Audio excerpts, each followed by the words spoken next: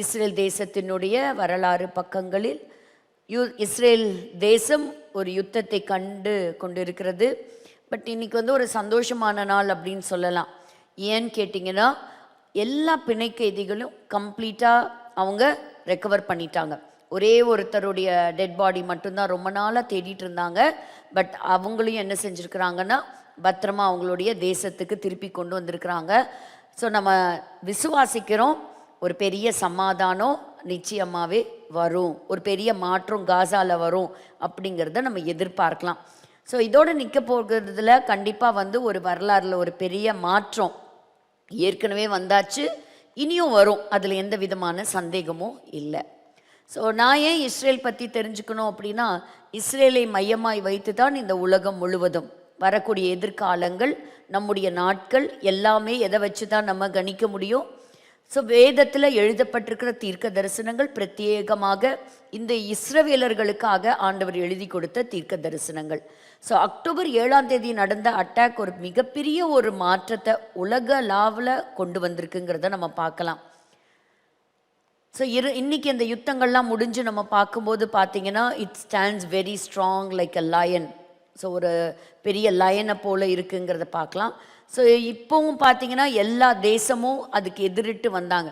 7 விதமான முனைப்போர் இன்னும் நடந்துட்டு தான் இருக்குது. ஹெஸ்போலாவாக இருக்கட்டும், இல்லை சீரியா பகுதியாக இருக்கட்டும், எல்லா இடங்கள்லையும் சில சின்ன சின்ன தாக்குதல் நடந்துக்கிட்டே தான் இருக்குது. சில தலைவர்களை அவங்க எலிமினேட் பண்ணிகிட்டே தான் இருக்கிறாங்க. பட் இருந்தாலும் இன்னைக்கு யாருடைய கை ஓங்கி இருக்குது அப்படின்னா, அந்த சின்ன தேசம், ஒரு டைனி கண்ட்ரின்னு சொல்கிறாங்க. ஸோ அந்த தேசம் தான் இன்றைக்கி எப்படி இருக்குது, the most powerful nation in the world அப்படின்னு சொல்லக்கூடிய அந்த பட்டியலில் இடம் பிடிச்சிருக்கு. அதுவும் இந்த அக்டோபர் 7 நடந்த அந்த சவால் நிறைந்த அந்த ஒரு தாக்குதல் ஒரு சேலஞ்சிங் டைம். பட் ரொம்ப ஆச்சரியம் என்னென்னா, இவ்வளோ பெரிய அதிகமான இஸ்லாமிக் மக்கள் வந்திருக்கக்கூடிய எதிரிட்டு வந்த அந்த ஜனங்களை எதிர்த்து போராடி ஜெயிச்சு நிற்கிறாங்க. ஸோ இஸ்ரேல் நியூஸ் அப்படின்னு நம்ம பார்க்கும்போது ஒரே ஒரு முக்கியமான காரியம் என்ன அப்படின்னா, கட்டாயம் நம்ம தெரிஞ்சுக்க வேண்டிய விஷயம் என்னென்னா, போர்ட் ஆஃப் பீஸ். எத்தனை பேர் இந்த செய்தியை போன வாரம் கேட்டீங்க? ஒரு வேளை கேட்கலன்னா தெரிஞ்சுக்கோங்க. நமக்கு எல்லாருக்குமே தெரியும், இன்றைக்கி நம்ம தியானிக்கிற ஒரு முக்கியமான வார்த்தை சமாதானம். ஸோ பீஸ் அப்படிங்கிறது போன வாரம் நம்ம பார்த்தோம், அது ஒரு தனி நபரால் செய்ய முடியாது. ஒரு சமாதானம் அப்படின்னு சொல்லும்போது அதில் 2 பேர் இணைந்திருக்க வேண்டும் அப்படின்னு சொல்லி, அதிலிருந்தும் இன்றைக்கி தொடர்ச்சியாக ஒரு சில காரியங்களை நம்ம படிக்க போகிறோம். ஆனால் போன வாரம் வியாழக்கிழமை சுவிட்சர்லாண்டில் வச்சு டேவோஸ் அப்படிங்கிற பகுதியில் போர்ட் ஆஃப் பீஸ் அப்படிங்கிறத ட்ரம்ப் அவர்கள் கொண்டு வந்திருக்கிறாங்க. ஸோ பார்த்தீங்கன்னா, so Trump has launched is board of peace on January 22, அதாவது வியாழக்கிழமை அன்னைக்கு அவங்க கொண்டு வந்திருக்கிறாங்க. ஸோ இந்த போர்ட் ஆஃப் பீஸ்னால் என்ன, இந்த போர்ட் ஆஃப் பீஸ் எதுக்கு அப்படின்னு சொன்னீங்கன்னா, எப்போ இஸ்ரேலுக்கும் காசாக்கும் இடையில இந்த யுத்தம் ஆரம்பிச்சதோ அப்போது 20 பாயிண்ட் உள்ள ஒரு பட்டியலை வெளியிட்டார், ஒரு லிஸ்ட்டை வெளியிட்டார். அதில் காசாவுக்கோடும் இஸ்ரேலுக்கும் இருக்கக்கூடிய ஒரு சமாதான உடன்படிக்கை அப்படின்னு சொல்லலாம், ஒரு காசா பீஸ் பிளான் அப்படின்னு சொல்லலாம். எப்படி அந்த காசாவை மறுபடியும் சீரமைப்பது, எல்லாமே அங்கே எப்படி இருக்குது, ஒரு எலும்புக்கூடு போல் இருக்கக்கூடிய அந்த தேசத்தை எப்படி நம்ம மறுபடியும் இன்னைக்கு இருக்கக்கூடிய காலகட்டத்தில் அதை ஒரு எல்லா தேசத்தாரும் போகக்கூடிய ஒரு பிக்னிக் ஸ்பாட் மாதிரி, ஒரு டூரிஸ்ட் பிளேஸ் மாதிரி அந்த கடலோரத்தில் அமைஞ்சிருக்கக்கூடிய அந்த நகரத்தை அழகுபடுத்தலாம், வடிவமைக்கலாம் அப்படிங்கிற ஏராளமான ஒரு திட்டங்களை அவர் கொண்டு வந்திருந்தார். இப்போ இது என்னன்னு பார்த்தீங்கன்னா, ட்ரம்ப் அவர்கள் போர்ட் ஆஃப் பீஸ் அப்படின்னு சொல்லி கொண்டு வந்திருக்கிறார். இதில் யார் சேர்மேன், யார் சேர்பர்சன் அப்படின்னு கேட்டிங்கன்னா, ட்ரம்ப் அவர்கள் தான் சேர்பர்சன். ஸோ அவர் தன்னை எப்படி அறிமுகப்படுத்துகிறார் இந்த போர்ட் ஆஃப் பீஸுக்கு அப்படின்னு கேட்டிங்கன்னா, என்ன சொல்கிறாருன்னா, யூஎஸ் பிரசிடென்ட் அப்படி தன்னை அறிமுகப்படுத்தலை. எப்படி அறிமுகப்படுத்துகிறாரு? ஆஸ் அ பிஸ்னஸ் மேனா, as the chairman of board of peace அப்படி சொல்லி தன்னை அறிமுகப்படுத்துகிறார். அதாவது ஒருவேளை அவர் பதவியிலிருந்து இறங்கி வந்தாலும் அவர் இருக்கிற காலம் வரைக்கும் அவர் எப்படி இருப்பார்? ஒரு சேர்மனாக இருப்பார். அப்போது ஏற்கனவே உலகத்தில் பெரிய பெரிய யுத்தங்கள் வரும்போது, சில சண்டை சச்சரவுகள்லாம் வரும்போது தலையிடுறதுக்கு தான் இந்த ஐநா இருக்குது, யுனைடெட் நேஷன்ஸ் இருக்குது. ஆனால் என்ன சொல்கிறாருன்னா, யுனைடெட் நேஷன்ஸை பொறுத்த வரைக்கும் அவங்க கிட்ட வந்து நிறைய அவங்களுக்கு பவர்ஸ் இருந்தது. ஆனால் அதை அவங்க என்ன செய்யலை, அவங்க சரியாக அவங்க யூட்டிலைஸ் பண்ணலை. Trump says the UN had great potential that had not been fully utilised அப்படி சொல்கிறார். அப்போ யுனைடெட் நேஷன்ஸை விட நான் கொண்டு வரப்போகின்ற இந்த அமைப்பு, இந்த ஆர்கனைசேஷன், போர்ட் ஆஃப் பீஸ், இந்த சமாதானத்திற்கான ஒரு கூட்டமைப்பு, இது எப்படி இருக்கும், வர்ற காலத்தில் ரொம்ப பவர்ஃபுல்லாக இயங்கும் அப்படின்னு சொல்கிறாரு. அப்படின்னா எல்லா தேசங்களில் இருக்கக்கூடிய சில பிரச்சனைகளை என்ன செய்வாங்க, இந்த போர்ட் ஆஃப் பீஸ் தலையிடும். இந்த போர்ட் ஆஃப் பீஸ் தலையிட்டு அங்கே இருக்கிற கூடியதெல்லாம் சமரசம் செய்வாங்க. எப்படி ட்ரம்ப் அவர்கள் சொன்னாங்க இல்லையா, நான் நிறைய தேசத்தில் நடக்கிற இந்த யுத்தங்கள்லாம் நான் என்ன செஞ்சேன், நான் வந்து ஒரு முடிவுக்கு கொண்டு வந்தேன், அதனால் எனக்கு நியாயமாக என்ன கிடச்சிருக்கலாம், எனக்கு ஒரு பீஸ் அவார்டு எனக்கு கிடச்சிருக்கலாம் அப்படின்லாம் சொல்கிறார்ல. அப்போ இதில் என்ன பண்ணியிருக்கிறாருன்னா, தன்னை ஒரு பெர்மனண்ட் மெம்பராக வைக்கிறது. எல்லாரும் என்ன சொல்கிறாங்க, ஒருவேளை உலகத்தையே தன்னுடைய கண்ட்ரோலுக்கு கீழே கொண்டு வந்து ஆட்சி செய்கிற அளவுக்கு ஒரு வேர்ல்டு பவர்ஃபுல் லீடராக தன்னை காண்பிக்கிறாரா, அப்படி ஒரு பவர்ஃபுல் மேனாக இருக்க விரும்புகிறாரா அப்படிங்கிறது தான் இப்போ மிகப்பெரிய கேள்விக்குறி. இன்னைக்கு உலகத்தில் த பவர்ஃபுல் பர்சன் அப்படின்னு சொன்னால் அது யாரோட பேரை தான் நம்ம மறுக்க முடியாமல் சொல்லலாம், டொனால்ட் ட்ரம்ப் அவர்கள் தான். எந்த தேசத்துக்குள்ளே வேணால் எப்போ வேணால் போய் என்ன வேணால் தாக்குதல், என்ன வேணால் அச்சுறுத்தல், அந்த மாதிரி ஒரு போல்டு பர்சன். ஸோ அப்படி இருக்கிற இவருடைய தலைமையில் இருக்கக்கூடிய இன்னைக்கு பவர்ஃபுல் கண்ட்ரியாக இறங்குற அமெரிக்காவினுடைய தலைவராக இருப்பவர் இனி என்ன வேணாலும் கொண்டு வரலாம் அப்படிங்கிறது யூகிக்கப்படுகிறது. ஸோ இதில் சில மெம்பர்ஸ் எல்லாம் அவர் ஆட் பண்ணியிருக்கிறார். இதில் சில முக்கியமான மெம்பர்ஸ் எல்லாத்தையும் உள்ளே கொண்டு வந்திருக்கிறார்.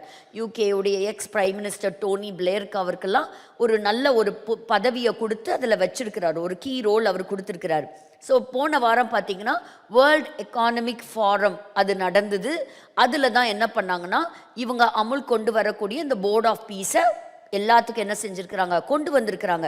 அது மட்டும் இல்லை, யுனைடெட் நேஷன்ஸை கம்ப்ளீட்டாக அதை அப்படியே ஸ்டாப் பண்ணணும். ஏன்னா அமெரிக்கா தான் அதிகமான பணத்தை இந்த ஐநாவுக்கு கொடுக்குது. இதெல்லாம் நம்ம தெரிஞ்சுக்கணும். இப்போ உலகத்தில் ஒரு இடத்துல பஞ்சம் வருது, ஒரு இடத்துல வந்து ஒரு நேச்சுரல் கலாமிட்டி நடக்குது, இல்லை யுத்தங்கள் வருது, அப்போ யார் தலையிடுவா, இந்த ஐநா வந்து தலையிடும். ஸோ இந்த ஐநாவுக்கு சப்போர்ட்டிவாக அதிகமான பணத்தை கொடுக்கறது யாருங்க, அமெரிக்கா தான் கொடுக்குது. இப்போ அமெரிக்கா என்ன பண்ணுது, அதை கொஞ்சம் கொஞ்சமாக அது என்ன செய்ய போகிறாங்க, நாங்கள் ஸ்டாப் பண்ணுறோம். இப்போ நாங்கள் என்ன பண்ணுறோம், அதுதான் சரியாக செயல்படலை, அதனால போர்ட் ஆஃப் பீஸ் அப்படிங்கிறத நாங்கள் கொண்டு வரோம் அப்படிங்கிறத கொண்டு வந்திருக்கிறாங்க. ஸோ இவர் தான் த ஃபர்ஸ்ட் சேர்மன். அடுத்தது இன்னைக்கு விட்காஃப், அப்புறம் டோனி பிளேர், இப்படிப்பட்ட மிக முக்கியமான நபர்கள் அதில் இணைக்கப்பட்டிருக்கிறாங்க. ஸோ தன்னை அமெரிக்காவினுடைய ரெப்ரசன்டேட்டிவாகவும் அதில் என்ன செஞ்சுருக்கிறாருன்னா இணைச்சிருக்கிறார். இப்போ சேர்மன்னு சொல்லும்போது அவருக்கு என்ன இருக்குமா, he will have extraordinary power இருக்குமா. அதாவது சிலதை வந்து அவர் தள்ளுபடி செய்யலாம். ஸோ எதுக்கு வேணாலும் அவர் என்ன செய்யலாம், அதை நிராகரிக்கலாம். எதை வேணாலும் அவர் என்ன செய்யலாம், அமுல்படுத்தலாம். இப்படிப்பட்ட பவர்ஸ் என்ன யாருக்கு கொடுத்துருக்காங்கன்னா, இந்த போர்ட் ஆஃப் பீஸில் இருக்கக்கூடிய சேர்மனுக்கு கொடுத்துருக்குறாங்க. நம்ம எதை பற்றி படிச்சுட்டு வரோம், அந்தி கிறிஸ்துவை பற்றி படிச்சுட்டு வரோம். அந்தி கிறிஸ்து கடைசியாக எப்படிப்பட்ட வேஷத்தில் உள்ள வரப்போகிறான், இப்படிப்பட்ட ஒரு சமாதானம் செய்யக்கூடிய அதிகாரமிக்க ஒரு பவர்ஃபுல்லான பர்சனாக தான் தன்னை வெளிப்படுத்தி வருவான். அதில் எந்த விதமான மாற்று கருத்தும் இல்லை. அப்போ இதெல்லாம் எப்படி அலைனாய் வருது பாருங்க. இப்போ இந்த மாதிரி ஒரு திட்டங்கள் வரக்கூடிய நாட்களில் இருக்குது. எங்கே பார்த்தாலும் சண்டை, ரஷ்யா உக்ரைனுக்கு சண்டை, கொரியாவில் சண்டை, சைனாவில், எல்லா தேசத்துக்கும் இடையில ஏதோ ஒரு கருத்து வேறுபாடு இருந்தது. ஆனால் ஆரம்பத்தில் இந்த பீஸ் பிளானுங்கிறது எதுக்காக மட்டும்தான் கொண்டு வந்தாங்க, காசாவோடு இருக்கக்கூடிய தேசங்களுக்கு இடையில தான் ஒரு பீஸ் பிளான், அந்த பீஸ் ட்ரீட்டி தான். ஆனால் இப்போ என்ன சொல்கிறாருன்னா, அது இன்னும் நம்ம விரிவுபடுத்தலாம், அது இன்னும் பெருசாக்கலாம், எல்லா தேசத்துக்கும் அதை உதவி செய்கிற மாதிரி என்ன செய்யலாம், சில சட்ட திட்டங்களை எல்லாம் நம்ம கொண்டு வரலாம் அப்படின்னு சொல்லும்போது, சிலர் அங்கே வந்திருந்த அநேக நாடுகள் சிலர் வந்து இன்வைட் பண்ணியிருக்கார், நீங்கள்லாம் என்ன பண்ணணும், நீங்கள்லாம் என்னுடைய போர்ட் ஆஃப் பீஸில் வந்து சேரணும் அப்படின்னு கூப்பிட்டப்போ நிறையா நாடுகள் வந்து சரின்னு சொல்லியிருக்கிறாங்க. அப்படி எஸ் அப்படின்னு சொன்னதில் Argentina, Armenia, Azerbaijan, Bahrain, Belarus, Egypt, Hungary, Indonesia, Israel தெரியலைன்னு சொல்கிறாங்க. ஸோ எவ்வளோதான் ஒரு பவர்ஃபுல் ஆலை ஆஃப் அமெரிக்காவாக இருந்தாலும் இது வரைக்கும் நாங்கள் சேர்றோன்னு சொன்னாலும் அதில் கையெழுத்து இடலை, அப்படி எந்த ரெப்ரசன்டேட்டிவும் அங்கே இல்லை அப்படிங்கிறதையும் சொல்கிறாங்க. ஜோர்டான், கசகஸ்தான், இப்படி பல நாடுகள் அதெல்லாம் இருக்குது. சில நாடுகள் பார்த்தீங்கன்னா டைரக்ட் ஆன் ஃபேஸே நாங்கள் இந்த போர்ட் ஆஃப் பீஸில் நாங்கள் சேர மாட்டோம் அப்படின்னு சொல்லிட்டாங்க. அதில் யாரா இருக்கும் நீங்கள் நினைக்கிறீங்க? கண்டிப்பாக யாரா இருப்பா? அமெரிக்காவுக்கு அகெயின்ஸ்ட் அப்படின்னா எந்தெந்த நாடுகள்லாம் வந்துடும்? சைனா வந்துடும், ரஷ்யா வந்துடும், அப்படி பல நாடுகள் என்ன பண்ணியிருக்கிறாங்கன்னா வந்திருக்கிறாங்க. ஸோ இப்போ சைனா என்ன சொல்லியிருக்கு அப்படின்னா, இல்லை இப்படி நீ கொண்டு வர்ற இந்த திட்டம் வந்து தவறு. ஏற்கனவே யுனைடெட் நேஷன்ஸுடைய செக்யூரிட்டி கவுன்சிலுடைய நிரந்தர மெம்பர்ஸாக இருக்கிறவங்க சைனாலாம், அதனால இது தவறு, அதனால நாங்கள் யுனைடெட் நேஷன்ஸ்க்கு அகென்ஸ்டாக நாங்கள் வந்து இந்த போர்ட் ஆஃப் பீஸில் வந்து நாங்கள் சேர மாட்டோம் அப்படிங்கிறது சைனா ரொம்ப தெளிவாகவே சொல்லிருச்சு. அது மட்டும் இல்லை, ரஷ்யா என்ன சொல்லிச்சு, நாங்கள் சேர்றோம் பார்க்கலாம் எல்லாம் மற்றவங்களதெல்லாம் எப்படி அப்படின்னு. அப்போ தான் ட்ரம்ப் சொன்னார், ஒருத்தர் இந்த போர்ட் ஆஃப் பீஸில் மெம்பர் ஆகும்போது அவர் குறைஞ்சது 3 வருஷம் இருக்கலாமா. ஆனால் இந்த போர்ட் ஆஃப் பீஸில் நீ ஒரு நிரந்தர மெம்பராக நீ இருக்கணும் அப்படின்னு சொன்னால், அப்போ அந்த இடத்துல சொல்லியிருக்கிறார் பாருங்க, Trump says permanent members must help fund with a payment of $1 billion on each. $1 billion நீங்கள் கட்டி என்ன செய்யணும், நீங்கள் வந்து அதில் போர்ட் ஆஃப் பீஸுடைய மெம்பராக சேரணும். அப்போ சில நாடுகள் என்ன சொல்லிட்டாங்கன்னா, நாங்கள் அந்த பணத்தையும் நாங்கள் கட்டி நாங்கள் வந்து பெர்மனண்ட் மெம்பராக நாங்கள் ஆயிக்கிறோம் அப்படின்னும் சில நாடுகள் தெரிவிச்சிருக்கிறாங்க. சில நாடுகள் அப்படின்னு சொல்கிற பட்டியலில் ரஷ்யா சொல்லியிருக்கு, இதில் என்ன இருக்குது, பணம் தானே நான் கொடுக்குறேன், ஏற்கனவே எனக்கு வர வேண்டிய பணம் சிலதெல்லாம் வந்து அமெரிக்கா வந்து தடை செஞ்சு வச்சுருக்கு பொருள் மேலே, அந்த பணத்தை எடுத்து என்ன பண்ணுங்க, கட்டி எங்களை ஒரு மெம்பர் ஆக்கிக்கங்க அப்படின்னு சாமர்த்தியமான ஒரு பதிலை சொல்லியிருக்கிறதா இதில் சொல்லப்பட்டிருக்கு. இப்படி ஒவ்வொரு நாடும் என்ன பண்ணியிருக்கிறாங்கன்னா இதில் மெம்பர் ஆகிறதுக்கு வந்திருக்கிறாங்க. பாகிஸ்தான் அதில் ஒரு மெம்பர். இதெல்லாம் இருக்கும்போது இப்போ நமக்கு ஒரு கேள்வி வரலாம், இந்தியா என்ன பண்ணியிருக்கு? இந்தியா எப்பவும் போல நிதானமாக சிந்திச்சிட்ருக்கிறோம், நம்ம என்ன முடிவெடுப்போங்கிறது தெரியலை. ஸோ அதனால் வந்து இந்த ஆஃபரை சிலர் வந்து ரிஜெக்ட் பண்ணியிருக்கிறாங்க, நோ அப்படின்னு சொல்லி. அமைதியாக இருக்கிறவங்கள China, India, Germany, Japan, Russia, Thailand. சரி, டைரெக்டாகவே முடியாது அப்படின்லாம் சொன்னவங்க ஃப்ரான்ஸ் சொல்லியிருக்காங்க, இட்டாலி சொல்லியிருக்காங்க, சைனா சொல்லியிருக்கு, டென்மார்க் சொல்லியிருக்கு, ஸ்வீடன் சொல்லியிருக்கு, இவங்கெல்லாம் வந்து நோன்னு சொல்லியிருக்கிறாங்க. ஸோ நம்ம வந்து எப்படி இருக்கிறோம், இனி வர்ற நாட்களில் தான் தெரியும் நம்ம யார் பக்கம் இருக்க போகிறோம் அப்படிங்கிறது. So no. அப்போது நம்ம பிரசிடெண்ட் என்ன செய்வார், ஓ நான் போர்ட் ஆஃப் பீஸ்ன்னு ஒன்று ஆரம்பித்து நீ சேர மாட்டியா, இந்தா வரி விகிதத்தை பிடிச்சிக்கோ 200% உனக்கு அப்படின்னு சொன்னோன்னே என்ன ஆகும், இந்த மாதிரி தான் எல்லா நாட்டையும் என்ன செஞ்சிட்ருக்கிறாரு, ரொம்ப த்ரெட்டன் பண்ணிகிட்ருக்கிறாரு. ஸோ அவருடைய ஸ்ட்ராட்டஜி இது. ஸோ அந்த மாதிரி சிலர் வந்து இந்த பலவந்த எதுக்கு வம்பு, நமக்கு ஏற்கனவே நம்மளுடைய எக்கானமி, நம்மளுடைய இன்ஃப்ளேஷன் ரேட் எல்லாம் இப்படி மாறிட்டுருக்கு, அதனால் பேசாமல் என்ன செஞ்சிடலாம், இதில் நம்ம சேர்ந்துக்கலாம் அப்படின்னு சொல்லி சிலர் சேர்ந்துருக்கிறதாகவும் சொல்லப்படுறாங்க. இன்னொன்று, இந்தியா வந்து இனி என்ன டிசிஷன் எடுக்க போகிறாங்கங்கிறத பார்க்கலாம். இப்போ நான் சொன்னது தான், இவங்கெல்லாம் என்ன பண்ணியிருக்கிறாங்க, இந்த போர்ட் ஆஃப் பீஸில் வந்து அவங்க சேர்ந்துருக்கிறாங்க. ஸோ இது வந்து ஒரு சாதாரணமான ஒரு நிகழ்வாக பார்க்கக்கூடாது. வேதத்தின் கண்ணாடி, வேதம் தான் நமக்கு lens. So you should see every event that takes place under the lens of the prophecy written. பாருங்க. ஸோ இதை லான்ச் பண்ணியிருக்கிறாங்க. ஸோ வரக்கூடிய நாட்களில் எந்தெந்த நாடுகள் இருக்க போகிறாங்கன்னு தெரியும். ஏன் இஸ்ரேல் இவ்வளோ நண்பராக இருக்கக்கூடிய இஸ்ரேலுடைய ரெப்ரசன்டேஷன் அதில் இல்லை அப்படிங்கிறது நமக்கு தெரியலை. சரி, எவ்வளோதான் போர்ட் ஆஃப் பீஸாக இருந்தாலும் பாருங்கள், வீசாலாம் மறுக்கப்பட்டிருக்கு எத்தனையோ நாடுகளுக்கு அப்படின்னு சொல்லியிருக்கிறாங்க. ஸோ இனி வரக்கூடிய நாட்களில் தான் நமக்கு தெரியும். So Jarith Kushner is an important person. So இவர் வந்து இந்த காசாவோடைய பீஸ் பிளானை வந்து அன்றைக்கி என்ன பண்ணியிருக்கிறாருன்னு கேட்டிங்கன்னா அதை விவரமாக சொல்லியிருக்கிறாரு. அப்போது ட்ரம்ப் சொன்னார், நான் வந்து ஒரு பேசிக்காக ஒரு பிஸ்னஸ் மேன், ஒரு ரியல் எஸ்டேட் பர்சன், அதனால் இன்றைக்கி ஒன்றும் இல்லாமல் தரைமட்டமாகி இன்றைக்கி யுத்தத்தினால அழிவை கண்டிருக்கிற இந்த காசாவை எப்படி அழகுபடுத்தலாம், எவ்வளோ ஒரு பியூட்டிஃபுல் பீஸ் ஆஃப் லேண்ட், ஒரு விலை மதிக்க முடியாத ஒரு இடம், அந்த இடத்த நம்ம மறுபடியும் கட்டணும் அப்படின்னு சொல்லியிருக்கிறாங்க. அதுக்கான சில திட்டங்களை அந்த நாளில் சொன்னதாகவும் சொல்லுது. எவ்வளோ தான் வந்து போர்ட் ஆஃப் பீஸ் அப்படிங்கிறது காசாக்காக தான் ஏற்படுத்தினார்னு சொன்னாலும் அவர் படித்ததில் காசாங்கிற வார்த்தையே இல்லையாம்.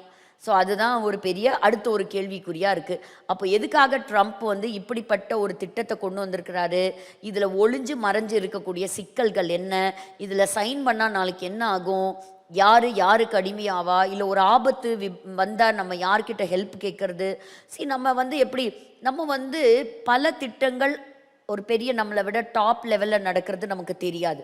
ஸோ சில சமயத்தில் அதிகாரிகளுக்கும் தீர்மானங்களை எடுக்கிறதுல மிகப்பெரிய குழப்பங்கள் இருக்கும். அதனால் we should always keep them in our prayers. நல்லா வந்து ஒரு வைஸான டிசிஷன்ஸ் எடுக்கணும் அப்படிங்கிறத நம்ம பார்க்குறோம். ஸோ அங்கே இருக்கக்கூடிய ஹமாஸ் அப்படிங்கிற டோட்டலாக அது இல்லாமல் போனால் மட்டும்தான் என்ன செய்யலாம் அப்படின்னா அதை கம்ப்ளீட்டாக இராடிகேட் பண்ண முடியும் அப்படிங்கிறத சொல்லப்பட்டிருக்கு. இதுதான் இன்றைக்கு இருக்க முக்கியமான நிகழ்வு. ஸோ முக்கியமான ஒரு நியூஸ் அப்படின்னா என்ன? Board of piece. ஸோ நம்ம இந்த பீஸ் பற்றி ஒரு சில வசனங்கள் நம்ம படிச்சிடலாம். ஸோ போன வாரம் நம்ம பார்த்தோம். ஸோ சமாதானம் அப்படிங்கிறது பழைய ஏற்பாட்டின் காலத்தில் 2 நாட்டுக்கு நடுவில் யுத்தம் வரும்போது எப்படி அதை ஹேண்டில் பண்ணாங்க, அதே மாதிரி புதிய ஏற்பாட்டில் எப்படி அதை ஹேண்டில் பண்ணாங்கங்கிறதெல்லாம் பார்த்தோம். ஸோ இயேசு கிறிஸ்து சொன்னார், ஒரு வீட்டிற்குள் போனால் என்ன சொல்லுங்க? சமாதானம் கூறுங்கள். எப்போவுமே இயேசு கிறிஸ்து பிரசங்கிப்பவர் மட்டுமல்ல, அதை பிராக்டிஸ் பண்ணி காட்டினாரா? ஆமாம். சீஷர்கள் ஒரு வீட்டுக்குள்ளே இருக்கும்போது அங்கே உள்ள கடந்து போய் என்ன சொன்னார்? சமாதானம் அப்படின்னு சொன்னார். இப்போது நம்ம படிக்கிற எல்லா சப்ஜெக்டும் பிட்ஸ் அண்ட் பீசஸாக இருக்குது. ஒரு பக்கம் போர்ட் ஆஃப் பீஸ் பற்றி படித்தோம். இப்போ பைபிள்லேருந்து பீஸ்னா என்னன்னு படிக்க போகிறோம். அப்புறம் ஏற்கனவே நடந்த சில நிகழ்வுகளை படிக்க போகிறோம் ஆன்டியோக்கஸை வச்சு. அதுக்கப்புறம் இன்றைக்கி நடக்கிற கரண்ட் சினாரியோ, இனி வரக்கூடிய ஆன்டிகிரைஸ், இது எல்லாத்துக்குமே பேஸ் என்ன அப்படின்னு பார்த்தீங்கன்னா பீஸுங்கிற ஒரு வார்த்தை தான். ஸோ முதல்ல இந்த உலகம் எப்படி இயங்குது அப்படிங்கிறத வேதத்தின் வழியாக நம்ம சிலதை வேகமாக நம்ம பார்த்துடலாம். முதல்ல இன்னைக்கு நம்ம 2வது பாயிண்ட் பீஸ்லேருந்து நம்ம படிக்க போகிற முக்கியமான ஒரு விஷயம் என்ன அப்படின்னு கேட்டிங்கன்னா, என்னைக்கு ஆண்டவரோடு ஆதாமுக்கு நல்ல உறவு இருந்ததோ ஏதேன் தோட்டத்தில், அது வரைக்கும் அவனுக்கு சமாதானம் இருந்தது. என்ன இருந்ததுங்க? சமாதானம் இருந்தது. ஆதாம் அந்த தோட்டத்தில் இருக்கும்போது அவனோடு கூட பேசி உறவாட இருந்தாங்க. யாரெல்லாம் இருந்தாங்க? ஃபஸ்ட்டு நபராக யார் எடுத்துக்கலாம்? ஸோ கர்த்தர் இருந்தார். ஸோ அவரை கொஞ்சம் நம்ம தள்ளி வைக்கலாம், கர்த்தர். ஏன்னா நம்ம எப்போவுமே பரிசுத்த கண்ணோட்டத்திலேயே நம்ம பார்க்குறோம். அடுத்தது யார் எடுத்துக்கலாம்? ஏவாள். அவங்க இருவரும் ஒன்றாக இருக்கிறார்கள், அவங்கள நம்ம பிரிக்க வேண்டாம். ஸோ 2 பேரும் ஒன்றா இருக்காங்க. அடுத்தது வேற யார் இருக்கா? பிசாசானவன். அப்போ பாருங்க, அவன் வந்து என்ன செய்கிறான்? இந்த பாவத்தை உள்ள திணிச்சது யாருங்க? இந்த பிசாசு தான். அப்போ பிசாசு உள்ள வந்து பாவம் செஞ்ச உடனே தேவனாகிய கர்த்தருக்கும் இந்த ஆதாமுக்கும் ஒரு மிகப்பெரிய இடைவெளி வந்தது. சமாதானத்தை இழந்தான். உறவு இல்லை, அந்த இடத்துல என்ன போச்சு? சமாதானம் இல்லை. அந்த ஐக்கியம் உடஞ்சிருச்சு. அந்த ஐக்கியம் இருந்த வரைக்கும் தான் சமாதானம் இருந்தது. அதோடு என்ன ஆயிடுச்சு? அதோட இருந்தது. ஸோ தேவனோடு உள்ள சமாதானத்தை ஆதாம் இழந்தபடியால் இந்த உலகமும் சமாதானத்தை இழந்தது. எப்படிங்க? ஆதாம் தேவனோடு இருந்த சமாதானத்தை இழந்ததுனால ஆதாம் மூலமா வந்த எல்லா மனிதர்களுக்குமே என்ன கிடையாது? சமாதானம். இந்த உலகத்துல தேடுனா கிடைக்காது. சரியா? அப்போ பாவத்தை கொண்டு வந்த இந்த சாத்தாங்கிட்ட சமாதானம் இருக்குமா? ஏன்னா அவன் தானே இப்போ இந்த சமாதானத்தை திருடிட்டான். சரி, அவங்கிட்ட போய் காசை கொடுத்து இந்த சமாதானத்தை வாங்க முடியுமா பிசாசு கிட்ட? சரி, அவன் தான் இந்த சமாதானத்தை வச்சிருக்கிறானா? இன்னைக்கு வரைக்கும் மனுஷன் சமாதானமாக இருக்கிறானா? குடும்பத்துக்குள்ள சமாதானம் இல்லை, தேசத்தில் சமாதானம் இல்லை, வேலை செய்கிற இடத்துல சமாதானம் இல்லை, பணம் காசு இருந்தாலும் சமாதானம் இல்லை. ஸோ அது என்னாச்சு? தொடர்ச்சியாக ஒரு துன்மார்க்கமான சந்ததி வர ஆரம்பிச்சிருச்சு. இப்போ வாசிங்க, இந்த உலகம் எப்படி இயங்குது அப்படின்னு பார்த்துடலாம். என்ன இப்படி சொல்லிட்டீங்க? நம்மளாம் ரத்தத்தால் கழுவப்பட்டவங்க, நம்மளை துன்மார்க்கர்னு சொல்கிறீங்களே, இந்த உலகத்தில் சமாதானம் இல்லைன்னா நீங்கள் சொல்லுவீங்க. வாசிங்க 9ஆம் அதிகாரம் யோபு 24வது வசனம். யோபு 9:24. உலகம் துன்மார்க்கர் கையில் விடப்பட்டிருக்கிறது. உலகம் துன்மார்க்கர் கையில் பாருங்க, யார் கையில கொடுக்கப்பட்டிருக்கான்? துன்மார்க்கர் கையில இருக்கு. ஹல்லேலூயா. இயேசுவும் நிறைய காரியங்களை இதை சொல்லியிருக்கிறார். இப்போ இந்த வசனத்தெல்லாம் நீங்கள் என்ன செய்யுங்கன்னா குறித்து வச்சுக்கிட்டே வாங்க. ஏன்னா அப்போ நமக்கு ஒரு ஒரு பாயிண்டில் வந்து நம்ம சில விஷயங்களை பாருங்கள் நம்ம கற்றுக்க போகிறோம். உலகம் துன்மார்க்கர் கையில் விடப்பட்டிருக்கிறது. ஹல்லேலூயா. அப்போது துன்மார்க்கனுக்கு ராஜா யாரு? சாத்தான் தான். அப்போது Satan is the God of this world. அப்போ பாருங்க, பைபிள் சொல்லுது இந்த சாத்தான் கையில் தான் இந்த உலகத்தை கர்த்தர் கொடுத்திருக்கிறார். ஒரு நாள் வரும், மாறும். இன்னைக்கு அந்த வசனமெல்லாம் நம்ம பார்க்க போகிறோம். இன்னைக்கு உலகத்தை பார்க்கும் பொழுது இயேசு கிறிஸ்து சோதனைக்குட்படுத்தி சோதனையில் வரும் பொழுதே பிசாசு சொல்கிறான், என்ன கேட்டாலும் நான் தர்றேன், I will give you everything. எனக்கு நீ ஒன்று செய்யணும். என்ன செய்யணும்? என்ன நீர் வணங்க வேண்டும். இன்னைக்கும் அவன் அதைத்தான் எல்லா ஜனங்களையும் தன்னை வணங்கும்படியாக, விக்கிரக ஆராதனை அப்படின்னு சொன்னால் அந்த அந்த சிலை வழிபாடுகளுக்கு பின்பாக இருந்து செயல்படுவது இந்த பிசாசினுடைய கிரியை தான். பிசாசினுடைய கிரியை தான். அப்போ இன்னைக்கு என்ன சொல்றான்? So who is controlling this world? Satan is controlling this world. So who is controlling the entertainment world? Satan is controlling the entertainment world. இல்லையா? இன்னைக்கு யாருக்கு எது வேணும்? குழந்தைக்கு என்டர்டெயின்மெண்ட், நீ என்டர்டெயின்மெண்ட்டை வச்சுக்கோ, நீ எனக்கு அடிமை. உனக்கு இந்த பாவத்தில் சந்தோஷமா, நீ தாராளமாக வச்சுக்கோ, நீ எனக்கு அடிமை. அவன் என்ன செய்கிறான்? எல்லாரையும் தன்னுடைய கைவசப்படுத்தி அவங்களுடைய சிந்தைக்குள்ள தகாத காரியங்களை புகுத்தி அவனுடைய கண்ட்ரோலை கொண்டு வருகிறான். இன்னைக்கு பிஸ்னஸ் வேர்ல்டு எடுத்துக்கோ, அது யாருடைய கண்ட்ரோலில் இருக்குது? Satan holds the control. அதிகாரமாக இருக்கட்டும், பணமாக இருக்கட்டும், இன்னைக்கு ஃபினான்ஷியல் ஸ்டேட்டஸாக இருக்கட்டும், எல்லாத்தையுமே கண்ட்ரோல் பண்ணுறது யாரு? ஸோ ஒரு டிவி நிகழ்ச்சியை கூட சொல்கிறாங்க, ஒரு சோஷியல் மீடியாவாக இருக்கட்டும், டிவி நிகழ்ச்சியாக இருக்கட்டும், everything is controlled by Satan. He controls everything.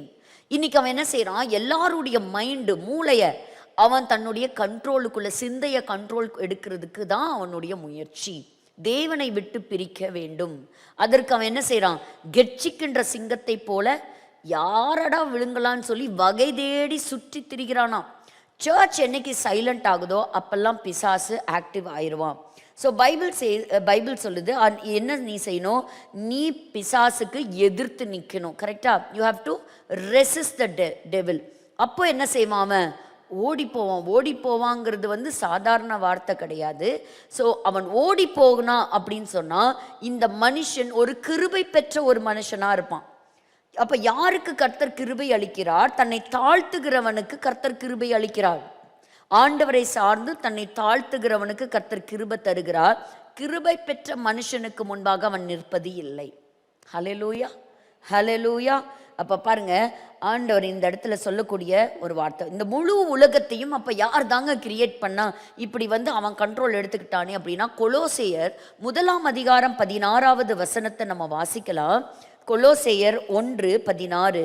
ஏனென்றால் அவருக்குள் சகலமும் சிருஷ்டிக்கப்பட்டது. சகலமும் அவருக்குள் தான் சிருஷ்டிக்கப்பட்டிருக்கிறது. The visible and the invisible, everything is created by the omnipotent and omniscient God, the all powerful God. தொடர்ந்து வாசிக்கலாம். பரலோகத்தில் உள்ளவைகளும்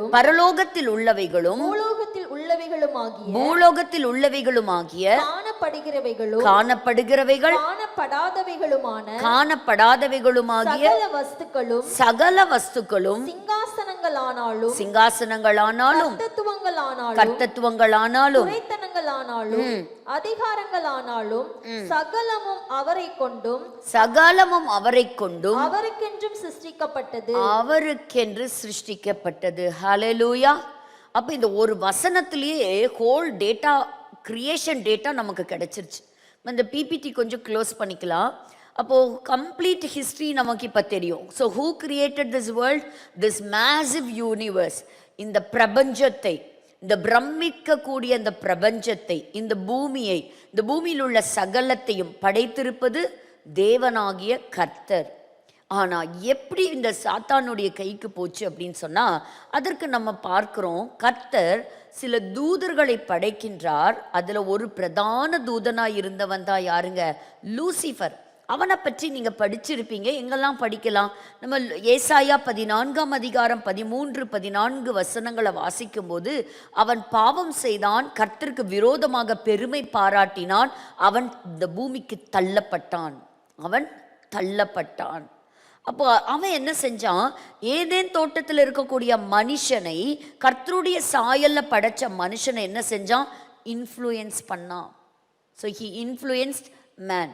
அப்போ பாருங்க, பிசாசு இயேசு கிறிஸ்துவை சோதிக்கும் பொழுது இதே வார்த்தையை லூக்கா 4ஆம் அதிகாரம் 5-7 வாசிக்கும் போது, அப்போ தன்னை எல்லாருக்கு முன்பாக சொல்லும் பொழுது அவன் என்ன சொல்றான்னு பாருங்க. All authority is given to me. So மனிதன் கையில் இருந்த அந்த அத்தாரிட்டியை அவன் இழந்து போனான். 4ஆம் அதிகாரம் 5வது வசனத்திலிருந்து வாசிக்கலாமா?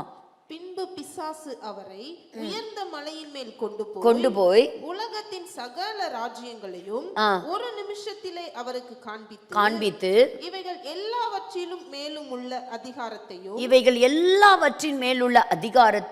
இவைகளின் மகிமையையும் உமக்கு தருவேன். அப்ப எல்லாத்து மேலையும் அத்தாரிட்டி யாருக்கு இருக்குன்னு சொல்றான்? சேட்டன் தனக்கு இருக்குன்னு சொல்றான். தருவேன். எனக்கு ஒப்பு கொடுக்கப்பட்டிருக்கிறது. இவைகள் எனக்கு ஒப்பு கொடுக்கப்பட்டிருக்கிறது. All the powers and the principalities of the earth, it is given unto me. அவன் சொல்றான், எனக்கு ஒப்பு கொடுக்கப்பட்டிருக்கிறது. Jesus never denied it. இல்ல அப்படின்னு சொன்னாரா? சொல்லவே இல்லை. He never denied it. ஆனா அப்போ சாத்தானுக்கு இருக்கக்கூடிய அந்த அதிகாரத்தை அவர் இல்லைன்னு அங்க சொல்லலை. அவர் என்ன ரிப்ளை பண்ணாரு? அப்போ பின்னாக போ சாத்தானேன்னு சொல்லார். அவ்வளோதான் சொன்னார். அப்போ இந்த வசனத்தின் வழியா நம்ம பார்த்துக்கிறோம், அவனுக்கு நிறைய அதிகாரங்கள் கொடுக்கப்பட்டிருக்கிறது. ஸோ அவனை இப்போ இதுக்கு முன்பாக நம்ம இருக்கிறது ரொம்ப கஷ்டம்தான். பாருங்க, இயேசு அவனை என்ன சொல்றாருங்கிறத நம்ம பார்க்கலாம். யோவான் 12:31. யோவான் 12:31. இப்பொழுதே இந்த உலகத்துக்கு நியாய தீர்ப்பு உண்டாகிறது, இப்பொழுதே இந்த உலகத்தின் அதிபதி. அப்ப அந்த இடத்துல என்ன சொல்றாரு? இப்பொழுதே இந்த உலகத்தின், இது யார் சொன்னா இந்த வார்த்தைய? இயேசுவே சொன்னாரு. இந்த உலகத்தினுடைய அதிபதி. he is the ruler of the world. he is the ruler of the world. 14ஆம் அதிகாரம் 30வது வசனம் வாசிங்க. அதே யோவான் 14:30. இனி நான் உங்களுடனே அதிகமாய் பேசுவதில்லை, இந்த உலகத்தின் அதிபதி வருகிறான், அவனுக்கு என்னிடத்தில் ஒன்றுமில்லை. சோ செகண்ட் டைம் சொல்றாரு, he is the ruler of the world. 16ஆம் அதிகாரம் 11வது வசனம் வாசிங்க. 16:11.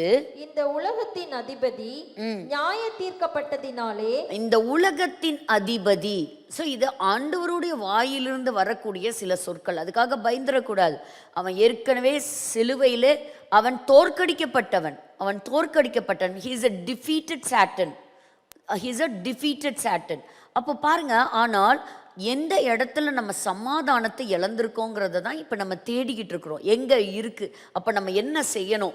சபையினுடைய வேலை என்ன அப்படிங்கிறதெல்லாம் நம்ம பார்க்குறோம். ஸோ அவன் ஒரு பொய்யுக்கு என்னவா இருக்கிறான்?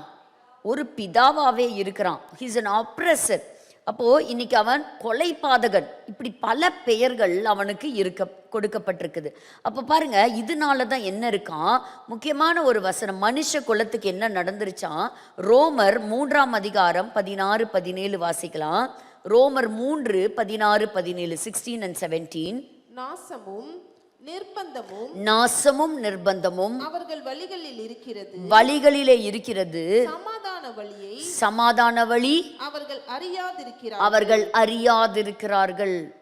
So there is no peace in their way. So இந்த உலகம் துன்மார்க்கனுடைய கைகளிலே கொடுக்கப்பட்டிருக்கிறது.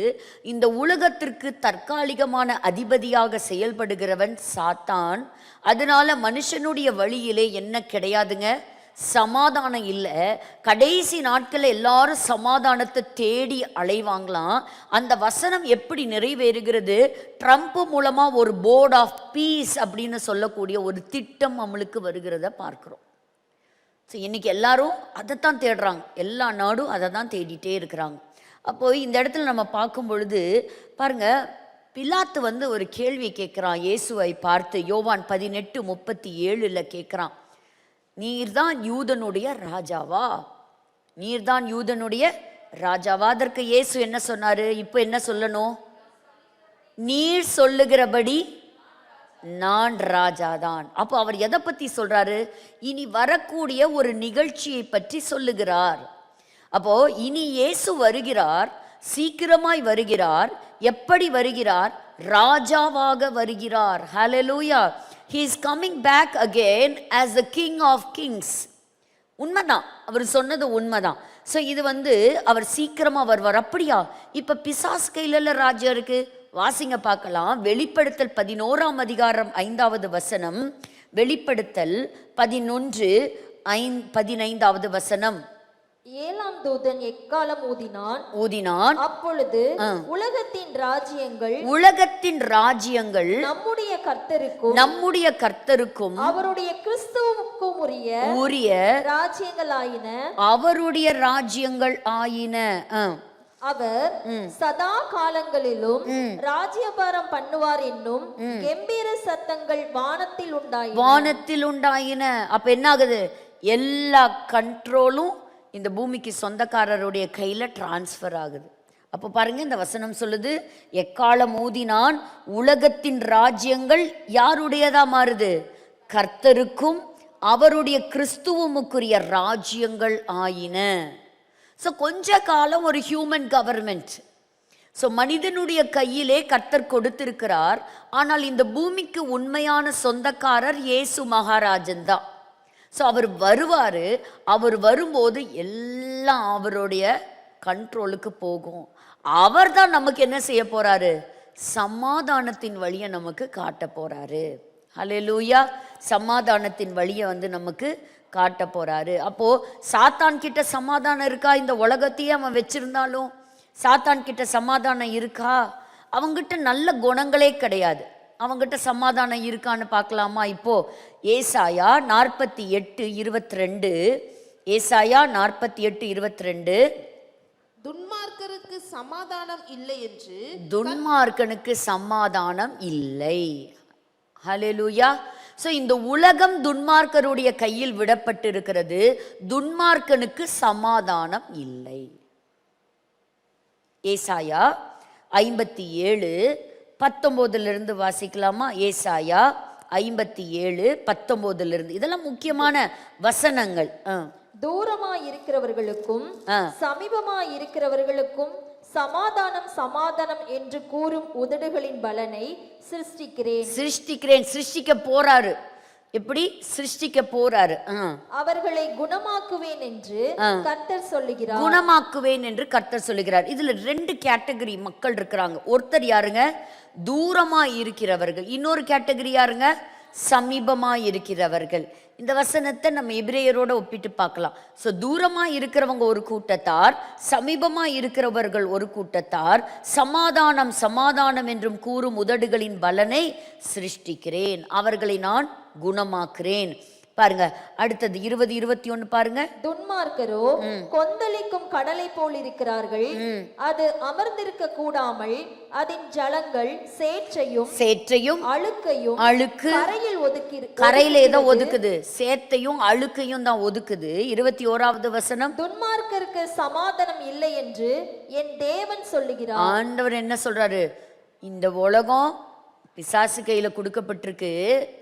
அவன்தான் ஆட்சி செய்கிறான். அவங்ககிட்ட பணம் இருக்குது, ஆடம்பரம் இருக்குது, சந்தோஷம் இருக்குது, எல்லா சமாதானம்லாம் அவனும் ஒன்று தர்றான். ஆனால் அவர் கொடுக்கக்கூடிய அந்த நித்திய சமாதானம் இல்லை. துன்மார்க்கனுக்கு என்ன கிடையாதான்? சமாதானம் இல்லவே இல்லை. அப்போ 2 விதமான குரூப்பை பார்க்குறோம். இந்த குரூப்பை நம்ம எங்கே மீட் பண்ணலாம் அப்படின்னா, எபேசியர் 2ஆம் அதிகாரம் 14வது வசனத்தில் நம்ம வாசிக்கலாம். எபேசியர் 2ஆம் அதிகாரம் 12வது வசனம். அக்காலத்திலே கிறிஸ்துவை சேராதவர்களும் இஸ்ரவேலுடைய காணியாட்சிக்கு புறம்பானவர்களும் புறம்பானவர் தூரமா இருந்தவர்களும் வாக்குத்தத்தத்தின் உடன்படிக்கைகளுக்கு அந்நியரும் நம்பிக்கை இல்லாதவர்களும் இவ்வுலகத்தில் தேவனற்றவர்களுமாய் இருந்தீர்கள் என்று நினைத்துக் கொள்ளுங்கள். முன்னே தூரமாயிருந்த நீங்க இப்பொழுது கிறிஸ்து இயேசுவுக்குள் கிறிஸ்துவின் இரத்தத்தினாலே சமீபமானீங்க. ஏசாயால பார்க்கிறோம் ரெண்டு கூட்டம். நம்ம ஃபர்ஸ்ட் எந்த கூட்டத்துல தான் இருந்தோம்? தூரமா இருந்த கூட்டத்துல இருந்தோம். ஆண்டவராகிய இயேசு கிறிஸ்துடைய ரத்தம் சிந்தப்பட்டதுனால தூரமா இருந்த நாம எங்க வந்துட்டோம்? சமீபமா வந்திருக்கிறோம். ஏசாயால அங்க சமாதானம் இல்லை, ஆனா சமாதானத்தின் தேவன் கிறிஸ்து மூலமா என்ன வந்திருக்கிறோம்? சமீபமா வந்திருக்கிறோம். See, only God can create peace. No person on earth can create peace. எத்தனை இது மாதிரி போர்ட் ஆஃப் பீஸ் மாதிரி எத்தனை போர்ட்ஸ் ஆஃப் பீஸ் வந்தாலும் இயேசு கிறிஸ்து தான் சமாதானக்காரர். இப்போ இஸ்ரேல் ஏன் சைன் பண்ணலன்னா, கரெக்ட், அவங்க சைன் பண்ண மாட்டாங்க. அவங்க என்னைக்கு மேசியாவை அறிந்து கொண்டு என்னைக்கு இயேசு கிறிஸ்துவை ஏற்றுக்கொள்கிறாங்களோ அன்னைக்கு தான் அவங்களுக்கு சமாதானம். அது வரைக்கும் அவங்களுக்கும் என்ன கிடையாது. அவங்க இன்னைக்கு டிஃபென்ஸில் ஃபஸ்ட்டாக இருக்கலாம், இன்டெலிஜென்ஸில் ஃபஸ்ட்டாக இருக்கலாம், இன்னைக்கு மொசாடு ஃபஸ்ட்டாக இருக்கலாம், அக்ரிகல்ச்சரில் டெக்னாலஜியில் கண்டுபிடிப்புகளில் ஃபஸ்ட்டாக இருந்தாலும் என்ன இருக்காது அவங்க கிட்ட? சொந்த நாடு கிடைச்சாலும் சமாதானம் இல்லை. சமாதானத்துக்குரியவர் வந்தாதான் சமாதானம். ஸோ இங்கே ரெண்டு கூட்டத்தை பார்க்குறோம். ரெண்டு கூட்டம், ஒன்று தூரமாக இருக்கிற கூட்டம், ஒன்று சமீபமாக இருக்கிற ஒரு கூட்டம். இன்றைக்கும் உலகத்தில் ரெண்டே கூட்டம் தான் இருக்குது. ஒன்று கர்த்தருக்கு தூரமாக இருக்கிறவங்க, ஒன்று கர்த்தருக்கு சமீபமாக இருக்கிறவங்க. நம்ம என்ன செய்யக்கூடாது? ஜாதி பேரில் டிவைட் பண்ணிகிட்டு இருக்கக்கூடாது. சரியா? இன்றைக்கி பலவிதமான டிவிஷன் வந்திருக்கு. இன்றைக்கி எங்கே பார்த்தாலும் சர்ச்சஸ்குள்ளாரையும் டிவிஷன்ஸ் இல்லை. அது ஆண்டவர் கிரியேட் பண்ணவே இல்லை. அப்போது ரெண்டே கூட்டம், ஒன்று துன்மார்க்கர், இன்னொரு கூட்டம் பரிசுத்தமான கூட்டம். ஒன்று நல்ல கூட்டம், ஒன்று கெட்ட கூட்டம், கெட்ட மனுஷங்க சேர்ந்த ஒரு கூட்டம். ஒருத்தங்க தேவ பிள்ளைகள் நிரம்பின கூட்டம், இன்னொன்று பிசாசின் பிள்ளைகள் இருக்கக்கூடிய ஒரு கூட்டம். ஒன்று நீதிமான் ஒரு கூட்டம் இருந்தால் இன்னொரு கூட்டம் எதுங்க? அநீதிமான்கள் இருக்கிற ஒரு கூட்டம். ஒன்று விசுவாசிகள் அப்படின்னா இன்னொரு கூட்டம் எது? அவ்விசுவாசிகள். இப்படி தான் பிரிக்கலாமே தவிர நம்ம இஷ்டத்துக்கு பிரிக்கக்கூடாது. நம்ம இஷ்டத்துக்கு பிரிக்கக்கூடாது. ஓ நீங்கள் இந்த ஜாதியா? ஓ வாங்க வாங்க வாங்க. ஓ நீங்கள் நம்ம ஊருக்காரங்களா? கரெக்ட். உங்கள் பேச்சிலேயே கண்டுபிடிச்சினேன். அவள் சொன்னா பத்தியா, ஐயோ பேச்சை பார்த்தா கலிலேய பேச்சு மாதிரி இருக்கே, நீ அப்போ இயேசு கூட இருந்தாளா? உன் ஸ்லாங் அப்படி தானே இருக்குது. கரெக்டா? இன்னைக்கு எப்படி? ஓ உங்கள் முகத்தை பார்த்த உடனே நான் தெரிஞ்சேன். இதெல்லாம் ஆண்டவர் ஒரு நாளும் பிரியப்படவே மாட்டார். Under the umbrella of mercy everybody is the same. கரெக்டுங்களா? அப்படி. இப்போ பாருங்க, இப்போ ஓல்டு டெஸ்டமெண்ட்டில் நம்ம பார்க்கும்போது சமாதானம் இருந்துச்சா? இல்லை, சமாதானம் இல்லை. அன்னைக்கு தற்காலிகமான சமாதானம் தான் உண்டாயிருந்தது, தற்காலிகமாக. ஆனால் தேவன் தான் சமாதானத்திற்கு தேவன். அவர் என்ன செய்ய மாட்டார்? அவர் சண்டை போடுற ஒரு தேவன் இல்லை. பிலிப்பியர் 4ஆம் அதிகாரம் 7வது வசனத்தை வாசிக்கலாம். அப்பொழுது எல்லா புத்திக்கும் மேலான தேவ சமாதானம் உங்கள் இருதயங்களையும் உங்கள் சிந்தைகளையும் கிறிஸ்து இயேசுவுக்குள்ளாக காத்துக்கொள்ளும். புத்தி கெட்டாத சமாதானம். இந்த சமாதானத்தை இயேசு கிறிஸ்துவை தவிர வேற யாருமே கொடுக்கவே முடியாது. அல்லேலூயா. லூக்கா 19:38 வாசிக்கலாம். லூக்கா 19:38.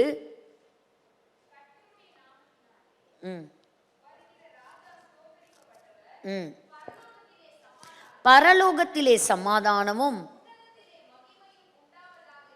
உன்னதத்திலே மகிமை உண்டாவதாக என்று. அப்போ இயேசு கிறிஸ்து பிறக்கும் போது எல்லாம் நம்ம என்ன செய்கிறோம்? இப்படி ஒரு காரியத்தை நம்ம பார்க்குறோம். இதோடைய தொடர்ச்சியான இன்னும் வசனத்தை கூட பார்க்கலாம். லூக்கா 2:14. உன்னதத்தில் இருக்கிற தேவனுக்கு மகிமையும் பூமியிலே சமாதானமும். பூமியில, ஏன்னா பூமி என்னவா இருக்கு? சமாதானம் இல்லாம இருக்கு. இயேசு கிறிஸ்துவுடைய முதல் வருகை வரைக்கும் சமாதானத்தை பார்த்தோமா? சமாதானத்தை பார்க்கவே இல்லை. இப்போ சமாதானத்தோடு தான் இருக்கிறோமாங்கிறது அடுத்த வாரத்துடைய தொடர்ச்சியில் பார்க்கலாம். ஆனால் இங்கே நம்ம என்ன பார்க்குறோம், லூக்கா 2ஆம் அதிகாரம் 14வது வசனத்தில் நம்ம பார்க்கக்கூடிய ஒரு முக்கியமான வார்த்தை என்ன, உன்னதத்தில் இருக்கிற தேவனுக்கு மகிமையும் பூமியிலே சமாதானமும் மனுஷர் மேல் பிரியமும் உண்டாவதாக. So God is creating peace on earth. உண்டாவதாக, உண்டாவதாக. அப்போ அது இல்லை, அப்போ அது யார் உருவாக்குறா? தேவனாகிய கர்த்தர் தான் அதை உருவாக்குறாரு. ஸோ இன்னைக்கு நம்ம என்ன கற்றுக்கிட்டோம், ஆதாமினுடைய பாவத்தின் நிமித்தம் ஏற்பட்ட பிரிவு, அந்த சமாதானத்தை அவன் மட்டும் இழக்கலை, துன்மார்க்க சந்ததி வந்துருச்சு. அப்போ இந்த உலகம் துன்மார்க்கருடைய கைக்கு விடப்பட்டிருக்கு. அது எல்லாத்துக்கும் ராஜாவாக இருக்கிறவன், இந்த உலகத்தின் அதிபதியாக இருக்கிறவன் பிசாசு. அவங்கிட்ட போய் கேட்டாலும் அவங்ககிட்டையும் என்ன இல்லை, சமாதானம் இல்லைன்னு பைபிள் ரொம்ப தெளிவாக சொல்லிடுச்சு. அப்போ தான் இயேசு கிறிஸ்து பிறக்கும் போது தான் முதல்ல சமாதானத்தின் வார்த்தை வெளிப்படுது. எப்படி, உன்னதத்தில் இருக்கிற தேவனுக்கு மகிமையும் பூமியிலே சமாதானமும். அப்போ தான் வருது. 4000 வருஷங்களுக்கு பிறகு இயேசு கிறிஸ்து பிறக்கும் போது தான் இந்த வார்த்தை வருது. அப்போ எவ்வளோ ஒரு உன்னதமான தேவன், சமாதானத்தின் தேவன் இல்லையா? அப்போ நம்ம இன்னைக்கு இதோட நிறுத்துவோம். இதோடைய தொடர்ச்சியை நம்ம வர்ற வாரம் நம்ம கண்டினியூ பண்ணலாம். இப்போ போன வாரத்தில் நம்ம பார்த்தது யாரை பற்றி நம்ம படித்தோம் அப்படின்னா, யாரை பற்றி நம்ம படிச்சுட்ருக்குறோம், ஹனுக்காலேருந்து ஆரம்பித்தோம். ஸோ நம்ம இப்போ இந்த பிபிடிக்கு நேராக நம்ம போகலாம். ஸோ இவங்க எல்லாருமே என்ன பிளான் தான் போட்டுட்ருக்காங்க, என்ன பிளானை போட்டாலும் அந்த பிளானுக்கு என்ன பேர் கொடுக்குறாங்க, peace plan, peace treaty. So சமாதானம் வந்துச்சா, யுத்தம் நின்றுச்சா? ஒன்றும் நிற்கல. பாருங்கள், இன்னைக்கு நியூஸும் அந்த மாதிரி தான் இருந்தது. ஸோ ஆன்டியோக்கஸ் எபிஃபானஸ் ஹனுக்காவுடைய நாட்களில், அதாவது பழைய ஏற்பாட்டுக்கும் புதிய ஏற்பாட்டுக்கும் இடைப்பட்ட காலத்தில் வெளிப்பட்டவன் தான் யாருங்க, ஆன்டியோக்கஸ் எபிஃபானஸ். இவனை பற்றி நான் உங்களுக்கு போன வாரம் ஒரு இன்ட்ரடக்ஷன் கொடுத்தேன். இன்னும் கூட நிம்ரோதை பற்றி ஒரு சில தகவல்களை நான் சேகரித்தேன். நான் அதை வர வாரத்தில் பார்ப்போம். ஸோ பாருங்கள், இதெல்லாம் நீங்கள் பார்த்துக்கோங்க. He is rice to power, one world government. இதெல்லாம் இன்றைக்கி நடக்கிற மாதிரி இல்லை. அப்படி ஒவ்வொன்றா ஒருத்தர் நான் சொல்கிறது கேட்கலையா, போ உனக்கு 200% டேக்ஸ், நீ வரலையா உனக்கு 500% டேக்ஸ். ஆன்டி கிரைஸ்ட் என்ன செய்கிறாரு, எக்கானமியை டாமினேட் பண்ணிவிட்டு, ஆன்டி கிரைஸ்ட் உடைய religion is covenant with Israel, is death and resurrection, the ultimate destruction of antichrist. இன்றைக்கி வந்து ஒரு முக்கியமான ஒரு தகவலை நான் உங்களுக்கு பகிர்ந்து கொள்ளணும்னு நான் நினச்சிட்டே இருந்தேன். ஸோ 2016 ஒருவேளை இந்த மீடியாவில் இருக்கிறவங்க அதை பார்த்தீங்கன்னா அந்த பிக்சர் இங்கே கொடுங்க, இதில் இருக்காங்கிறத பார்க்குறேன். கோட் மேன் அப்படின்னு சொல்லிட்டு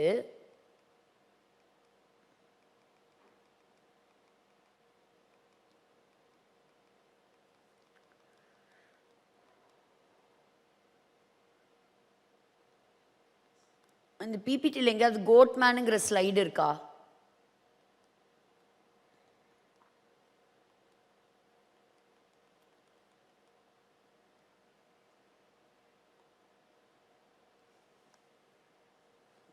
சரி, அது ஒருவேளை வந்ததுன்னா நான் உங்களுக்கு சொல்கிறேன். சரி சரி இப்போ நம்ம பார்க்க போகிறது என்ன அப்படின்னா, இந்த ஆன்டியோக்கஸ் எபிஃபானஸ் நிம்ரோதை பற்றி நம்ம பார்த்தோம். எப்படி பாபேல் கோபுரத்தை, அவன் சாம்ராஜ்யத்தை அவன் கட்டினா, எப்படி அந்த இடத்துல கர்த்தர் பாஷைகளை தாறுமாறாக்கினார், அப்படியெல்லாம் பார்த்தோம். இன்றைக்கும் நம்ம ஆன்டியோக்கஸ் எபிஃபானஸை பற்றி ஒரு சில காரியங்களை நம்ம படிக்க போகிறோம். ஸோ ஆன்டியோக்கஸை பற்றி நம்ம படிக்கும்போது, போன வாரம் நான் எதோடு நிறுத்தினேன்னு உங்களுக்கு தெரியுமா? எகிப்துக்கு சண்டைக்கு போகிறான். பட் அந்த சமயத்தில் ரோம சாம்ராஜ்யம் வல்ல சாம்ராஜ்யமாக எழும்பிட்டு வந்தது. அதனால் ஆன்டியோக்கஸ் எபிஃபானஸ் என்ன செஞ்சாங்க, அவனை எந்த பகுதியும் கைப்பற்றாமல் அவனை துரத்தி விட்டுச்சு ரோம சாம்ராஜ்யம். அப்போ தான் ஆன்டியோக்கஸ் திரும்பி வரான். திரும்பி நேராக எங்கே வந்தான், எருசலேம்குள்ளே தான் வந்தான். அவன் எருசலேம்குள்ளே வரான். அதாவது கிட்டத்தட்ட 2 வருஷம், அதாவது 145 BC 20th day of month சாஸ்லு, மேசிடோனியன்ஸ் அப்பெல்லஸ்ன்னு சொல்லக்கூடிய அந்த மாதத்தில் இந்த ஆன்டியோக்கஸ் எபிஃபானஸ்ன்னு சொல்லக்கூடிய இந்த மன்னன் எருசலேமுக்கு வந்தான். வந்து என்ன செஞ்சான் அப்படின்னு கேட்டிங்கன்னா, ஒரு சமாதானத்தின் ஒரு உடன்படிக்கை செய்வது போல வந்தான். ஆனால் உண்மையான வில்லன் யாருங்க, இந்த ஆன்டியோக்கஸ் எபிஃபானஸ் தான் வில்லன். இந்த இதெல்லாம் நமக்கு புரிஞ்சாதான் பாருங்க, ஆன்டியோக்கஸ் எபிஃபானஸ். ஸோ இவன் செஞ்ச ஒரு சில காரியங்களை மட்டும் நான் வேகமாக சொல்கிறேன். ஸோ தந்திரமாக என்ன செஞ்சானா, எருசலேம் நகரத்தை அவன் கைப்பற்றினான். இல்லை, இந்த 2016 டனல் இனாக்ரேஷன், 2016 டனல் இனாக்ரேஷன் கொடுத்தீங்கன்னா அதில் ஒரு கோட்மேனோட பிக்சர் வரும். அது ஒருவேளை உங்களுக்கு கிடைச்சதுன்னா நீங்கள் போடுங்க. ஸோ 2 வருஷத்துக்கு பிறகு அவன் மறுபடியுமாக எருசலேமுக்குள்ளே வரும்போது அவன் பார்க்குறான், அங்கே பார்த்தா அந்த தேவாலயம் முழுவதுமாக விலையேற பெற்ற பொருட்கள் இருக்குது. அத்தனையும் பார்த்தான், என்னடா எவ்வளோ தங்கம் இருக்குது, இத்தனை ஆபரணங்கள் இருக்குது அப்படின்னு சொல்லி என்ன பண்ணான்னா அத்தனையும் வலிச்சு கொண்டு போயிட்டான். அங்கே இருந்த கோல்டன் கேண்டில் ஸ்டிக்கு, உங்களுக்கு அந்த டெம்பிள் எப்படி இருந்திருக்கும்னு உங்களுக்கு தெரியும். பிரகாரம், பரிசுத்த ஸ்தலம், மகா பரிசுத்த ஸ்தலம். ஸோ மகா பரிசுத்த ஸ்தலத்தையும் பரிசுத்த ஸ்தலத்தையும் ஒரு மிகப்பெரிய ஒரு சீலை என்ன செஞ்சது, டிவைட் பண்ணிச்சு. ஒரு பெரிய வெயில் இருந்துச்சு, அந்த வெயிலை கூட விட்டு வைக்கல அவன். ஸோ உள்ளே இருந்த எல்லா தங்கத்தையும், சீக்ரெட் லாக்கர்ஸில் வச்சுருந்த எல்லா விலை மதிக்க முடியாத பொருட்களையும் அவன் என்ன செஞ்சான்னா அவன் எடுத்துகிட்டு போயிட்டான். ஸோ இந்த ஆன்டியோக்கஸை பற்றி எழுதியிருக்கா அப்படின்னு சொன்னால் தானியேலுடைய புஸ்தகத்தில் ரெஃபரன்ஸ் இருக்கே தவிர பெயர் இல்லை. ஆனால் இவன் நிஜத்தில் எப்போ வந்தான் அப்படின்னா, மல்கியாவுக்கும் இந்த மத்தேயுவுக்கும் இடைப்பட்ட 400 வருஷ காலத்தில் வந்தவன் தான் இந்த ஆன்டியோக்கஸ் எபிஃபானஸ். ஸோ அலெக்சாண்டர் ஆட்சி செய்கிற காலங்கள் வரைக்கும் யூதர்கள் நல்ல ஒரு சந்தோஷமாக கிரேக்கர்களோட நல்ல உறவில் தான் இருந்தாங்க. ஆனால் அலெக்சாண்டர் மரித்த பிறகு ராஜ்யம் அவனுடைய 4 ஜெனரல்ஸ்க்கு மாறுச்சு. ஸோ கொஞ்ச காலத்துக்கு கொஞ்சம் விடுதலை இருந்தது, சுதந்திரம் இருந்தது யூதர்களுக்கு. ஆனால் அங்கங்கே கிரேக்கர்கள் இஸ்ரேலுக்குள்ளேயும் செட்டில் ஆயிட்டாங்க, ஜெருசலேம்குள்ளாரையும் வந்துட்டாங்க. அதே மாதிரி யூதர்களும் முழுக்க எல்லா இடங்கள்லையும் செதறி இருந்தாங்க. அப்போ அந்த டைமில் அலெக்சாண்ட்ரியாங்கிற பகுதிகள்லையும் அவங்க குடியேறினாங்க. கொஞ்சம் கொஞ்சமாக யூதர்களுடைய கலாச்சாரத்தை அதெல்லாத்தையும் யூதர்களும் கிரேக்க கலாச்சாரத்தை இவங்களும் எடுத்துக்கிட்டாங்க. ஸோ கிரேக்க கல்ச்சரை அதான் போன வாரம் நான் சொன்னேன், எப்படி அந்த நாட்களில் ஆன்டியோக்கஸ் எபிஃபானஸ் கிட்ட நிறைய லஞ்சம் கொடுத்தாங்க. எதுக்கு லஞ்சம் கொடுத்தாங்கன்னா, இந்த பிரதான ஆசாரியன்கிற அந்த பட்டத்தை வாங்குறதுக்காக. ஒரு சில பெயர்கள்லாம் நான் உங்களுக்கு போன வாரம் சொன்னேன், ஜேசன், அதெல்லாம் நான் உங்களுக்கு சொன்னேன். ஸோ ஆன்டியோக்கஸை பிரியப்படுத்துறதுக்காகவே தன்னுடைய பெயர் யெஷுவான்னு இருந்த பெயரையே ஜேசன்னு மாற்றிக்கிட்டான். ஸோ அந்த மாதிரி என்ன பண்ணாங்கன்னா, கிரேக்கர்களை பிரியப்படுத்துகிற மாதிரி யூதர்களும் தங்களை மாற்ற ஆரம்பித்தாங்க. ஆரம்பத்தில் என்னமோ ரொம்ப நல்லா தான் இருந்தது. ஆனால் இவன் முழுக்க அந்த தேவாலயத்தை அவன் சூறையாடிட்டு போன பிறகு என்ன நடந்தது அப்படின்னா, அவன் போன பிறகு நிறைய பேர்த்த அவன் கொலை செய்தான். கிட்டத்தட்ட 40,000 பேர்த்த கொலை செய்தான். 40,000 பேர்த்த அந்த சமயத்தில் அடிமைகளாக அவன் தன்னுடைய நாட்டுக்கு கேப்டிவாக எடுத்துகிட்டு போயிட்டான். யாரு? இந்த ஆன்டியோக்கஸ் எபிஃபானஸ். யூதர்கள் கொஞ்சம் இந்த கிரீக்க கலாச்சாரத்தை அதை தங்களோட சேர்த்திக்கிட்டாங்க இல்லையா, அதுக்கு பேர் தான் ஹெலனைசேஷன்னு சொல்லுவாங்க. அதுக்கு பேர் தான் ஹெலனைசேஷன் அப்படின்னு சொல்லுவாங்க. ஸோ இந்த மாதிரி யூதர்கள் ரொம்ப பாடுபட்டாங்க, ரொம்பவே கஷ்டப்பட்டாங்க. ஸோ அந்த சமயத்தில் ஒரு பக்கம் எபிஃபானஸ்னால் காட் மேனிஃபெஸ்ட். அது யாருக்கு இந்த பேர் பொருந்தும்னா இயேசு கிறிஸ்துவுக்கு மட்டும்தான் பொருந்தும். So God manifested in human form. ஆனால் தனக்கு அந்த பெயரை தனக்குத்தானே சூட்டி கொண்டவன் தான் இந்த எபிஃபானஸ். கொஞ்ச நாள் போச்சு, எல்லாத்தையும் எடுத்துகிட்டு போனவன் அதோட விடலை. திரும்ப படையெடுத்து வரும் பொழுது தனக்கு அந்த ஜேசனுங்கிறவனையே அவனையவே கொலை செய்தான். அந்த டோட்டல் கண்ட்ரோல் எடுத்துக்கிட்டான். நிறையா கடுமையான சட்டங்களை கொண்டு வந்தான். அந்த இடத்துல என்ன பண்ணான்னா, அங்கிருந்த பெரிய பெரிய பட்டணங்களை எல்லாத்தையும் தீ வச்சு அழித்து அனுதினமும் செலுத்தி கொண்டிருந்த அந்த பலியை நிறுத்திட்டான். இனிமேல் யாரும் யூதர்கள் அவங்க தெய்வத்துக்கு வழிபாடு நடத்தக்கூடாது, பலி செலுத்தவே கூடாது அப்படிங்கிறதையும் கொண்டு வந்தது மட்டும் இல்லை, மிக உயரமான பெரிய பெரிய வால் எல்லாம் கட்டினான். சிட்டி வால்ஸ் எல்லாம் கட்டினான். அதுக்குள்ளே தன்னுடைய மெசிடோனியன்ஸ் ஆட்களையும் உள்ளே வச்சுருந்தான். இந்த யூதர்கள் பட்ட கஷ்டம் கொஞ்சம் நெஞ்சம் கிடையாது. அந்த அளவுக்கு துன்பங்களை அனுபவிச்சாங்க இந்த ஆன்டியோக்கஸுடைய காலகட்டங்களில். ஆண் பிள்ளைகள் விருத்த சேதனம் செய்யக்கூடாதுங்கிற கடுமையான சட்டத்தை கொண்டு வந்தான். ஓய்வு நாளை ஆசரிக்கக்கூடாதுன்னு சொன்னான். அது மட்டும் இல்லைங்க, எல்லா இடங்கள்லையும் போய் இந்த யூதர்களுடைய கைகளாலே நிறைய விக்கிரக கோவில்களை கட்ட வச்சான். விக்கிரக கோவில்கள் கட்டுறது மட்டும் இல்லை, பன்றிகளை பலி செலுத்தணும்னு சொன்னான். அது மட்டுமல்ல, இந்த தேவாலயம், இரண்டாவது தேவாலயம், எஸ்ரா, நெகேமியா, செருபாபேல் அவங்க கையால் கட்டப்பட்ட அந்த கோவில்களை, அந்த தேவாலயத்திற்குள்ள அவன் உள்ள வந்து தேவனுடைய அந்த பலிபீடம் இருந்ததுக்கு மேலேயே தன்னுடைய தெய்வமாகிய ஜீயஸ் உடைய அந்த ஆல்ட்ரை கட்டி அந்த இடத்துல அதை அசுத்தப்படுத்தினான். அங்கே கொண்டு வந்து பண்ணிய பலியிட்டவன் தான் இந்த ஆன்டியோக்கஸ். ஸோ அந்த அளவுக்கு மக்களை, அவனுக்கு யாரெல்லாம் கீழ்ப்படியிலையோ அவங்களெல்லாம் டார்ச்சர் பண்ணான். பெண்கள் எல்லாம் என்ன செய்வானா, அவங்கள அடித்து அவங்களுடைய கழுத்திலேயே அவர்களுடைய பிள்ளைகளை தூக்கில் தொங்க விடுவானா.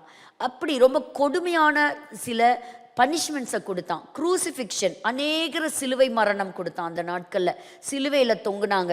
அநேகரை வந்து கொலை செய்தான். அவங்களுடைய சரீரங்களை துண்டு துண்டாக வெட்டினான் ஆன்டியோக்கஸ் எபிஃபானஸ்.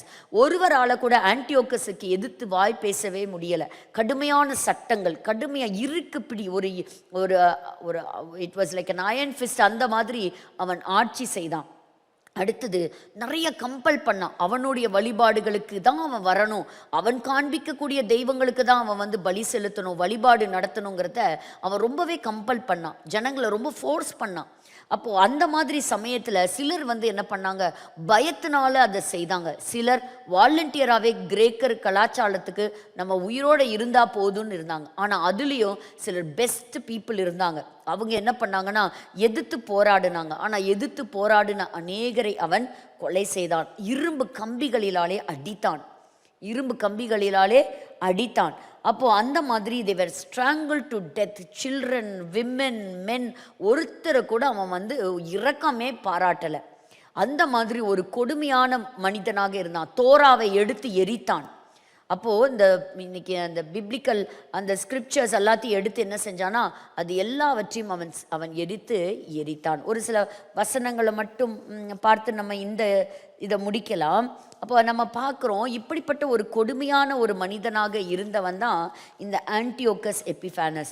அப்போ தானியேலினுடைய புஸ்தகத்தை நம்ம வாசிக்கும் போது நம்ம தெளிவாக நம்ம படிக்கணும். ஒரு சில வார்த்தைகள் வந்து இந்த வரப்போகின்ற அந்தி கிறிஸ்துவை குறிக்கும், ஒரு சிலது வந்து யாரை குறிக்கும், இந்த ஆன்டியோக்கஸை குறிக்கும். தானியேல் 7ஆம் அதிகாரமாக இருக்கட்டும், தானியேலுடைய 8ஆம் அதிகாரமாக இருக்கட்டும், ஒரு சில வசனங்களை நம்ம வாசிக்க முடியும். ஸோ இது ரெண்டுக்குமே நிறையா ஒரு நெருங்கிய சம்பந்தம் உண்டு. ஒரு சில வசனங்கள் வாசிங்களேன். தானியேலின் புஸ்தகம் 8ஆம் அதிகாரம் 24வது வசனம், 24, 25 வசனங்களை நம்ம வாசிக்கலாம். அவனுடைய வல்லமை பெருகும், ஆனாலும் அவனுடைய சுயபலத்தினால் அல்ல. அவன் அதிசயமான விதமாக அழிமுண்டாக்கி அனுகூலம் பெற்று கிரியை செய்து பலவான்களையும் பரிசுத்த ஜனங்களையும் அவன் அழிப்பான். இது எங்க நடந்தது? இந்த இடைப்பட்ட இன்டர் டெஸ்டமெண்டல் பீரியட்ல நடந்த சம்பவத்தை தான் நம்ம படிக்கிறோம். அப்படி அவனை அழித்தான். அவன் தன் உபாயத்தினால் வஞ்சகத்தை கைகூடி வரப்பண்ணி தன் இருதயத்திலே பெருமை கொண்டு நிர்விசாரத்தோடு இருக்கிற அநேகரை அழித்து அதிபதிகளுக்கு அதிபதியாய் இருக்கிறவருக்கு விரோதமாய் எழும்புவான். ஆனாலும் அவன் கையினால் அல்ல, வேறு விதமாய் முறித்து போடப்படுவான். ஸோ இந்த காரியத்தை நம்ம படிக்கிறோம். இதில் ஒரு பகுதி அந்தி கிறிஸ்துவை பற்றி நம்ம இங்கே வாசிக்க முடியும். அதே போல் 7ஆம் அதிகாரத்தில் நம்ம வாசிக்கும் பொழுது பாருங்க, 25வது வசனத்தை வாசிங்க. உன்னதமானவருக்கு விரோதமாக வார்த்தைகளை பேசி உன்னதமானவருடைய பரிசுத்த வான்களை ஒடுக்கி காலங்களையும் பிரமாணங்களையும் மாற்ற நினைப்பான். அவர்கள் ஒரு காலங்களும் அரை காலம் செல்லும் மட்டும் அவன் கையில் ஒப்பு கொடுக்கப்படுவார்கள். ஸோ இவன் ஒரு சாமர்த்தியமான ராஜா, இவன் ஒரு பவர்ஃபுல் ஒரு கிங். எல்லாரையுமே என்ன செய்வான், தன்னுடைய உபாய தந்திரத்தினாலே அவனுடைய வல்லமையை காட்டி ஜனங்களை கொலை செய்வான். இப்போ அடுத்த வாரம் நம்ம ஒரு அழகான இந்த டிஃப்ரென்ஸை நம்ம பார்க்கலாம், 7ஆம் அதிகாரத்துக்கும் இந்த 8ஆம் அதிகாரத்துக்கும். அதே போல் எப்படி இந்த ராஜ்யத்திலேருந்து, கிரேக்க ராஜ்யத்திலேருந்து இவன் எழும்பினானோ, இனி வரக்கூடிய ஒரு அந்தி கிறிஸ்துவும் இப்படிப்பட்ட ஒரு ராஜ்யத்திலிருந்து எழும்பி வருவான். அவனும் ஒரு பவர்ஃபுல்லான ஒரு கிங்காக அவன் வருவான். இன்னைக்கு எல்லாம் உலகமே தத்தளித்து கொண்டிருக்கிறது எதுக்காகங்க? ஏன்னா இந்த பீஸுக்காக. இந்த பீஸை இவங்க தேடினாலும் கிடைக்காது. ஏன்னா இந்த உலகத்தின் அதிபதியின் இடத்தில் அந்த சமாதானம் இல்லை. ஏன்னா உலகம் யார் கையில் விடப்பட்டிருக்குது? சாத்தானுடைய கைகளிலே விடப்பட்டிருக்கிறது. ஸோ நம்ம இந்த தொடர்ச்சியாக நம்ம இந்த ஆன்டியோக்கஸை பற்றி நம்ம படிக்கலாம். இப்படிப்பட்ட ஒரு பொல்லாதவன். அடுத்த வாரம் நான் உங்களுக்கு இந்த கோட்மேனை பற்றியும் சமாரியர்களுக்கும் யூதர்களுக்கும் எப்படி ஒரு பகை வந்தது நம்ம எல்லாருக்குமே தெரியும். இவங்க கலப்பட திருமணம் செய்து கொண்டாங்க, அதனால யூதர்கள் அவங்களோட சேரதில்லைன்னு. அது மட்டுமே காரணம் அல்ல, பல காரணங்கள் உண்டு. ஆன்டியோக்கஸ் எபிஃபானஸ் உடைய காலகட்டங்களில் ஆட்சி காலத்தில் நடந்தது. அதை நம்ம தொடர்ச்சியாக அடுத்த வாரம் நம்ம பார்க்கலாம். இவனை பற்றி நம்ம ஏன் படிக்கிறோம்? ஆரம்பத்தில் ஆன்டியோக்கஸும் சமாதானம் கொடுக்கிற மாதிரி தான் எருசலேமுக்குள்ள போய் என்ன செஞ்சான்? தேவ ஆலயத்தை சூறையாடினான். ஸோ அங்கே இருக்கிறது எல்லாத்தையும் கொள்ளையடித்தான், எல்லாத்தையும் தன்னுடைய கண்ட்ரோலில் எடுத்தான்.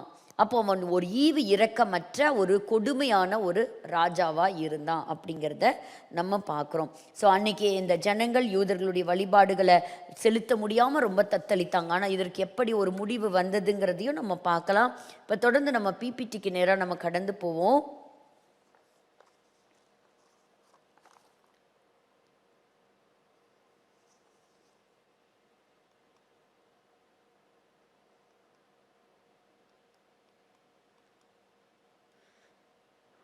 ஸோ இதில் பாருங்கள், தானியேல் 8ஆம் அதிகாரம் 9-10 வசனத்தில் நம்ம வாசிக்கிறோம். த லிட்டில் ஹார்ன், ஆன்டி கிரைஸ்டையும் அந்த ஹார்னுங்கிற அந்த அடையாளத்தில் தான் நம்ம பார்ப்போம்.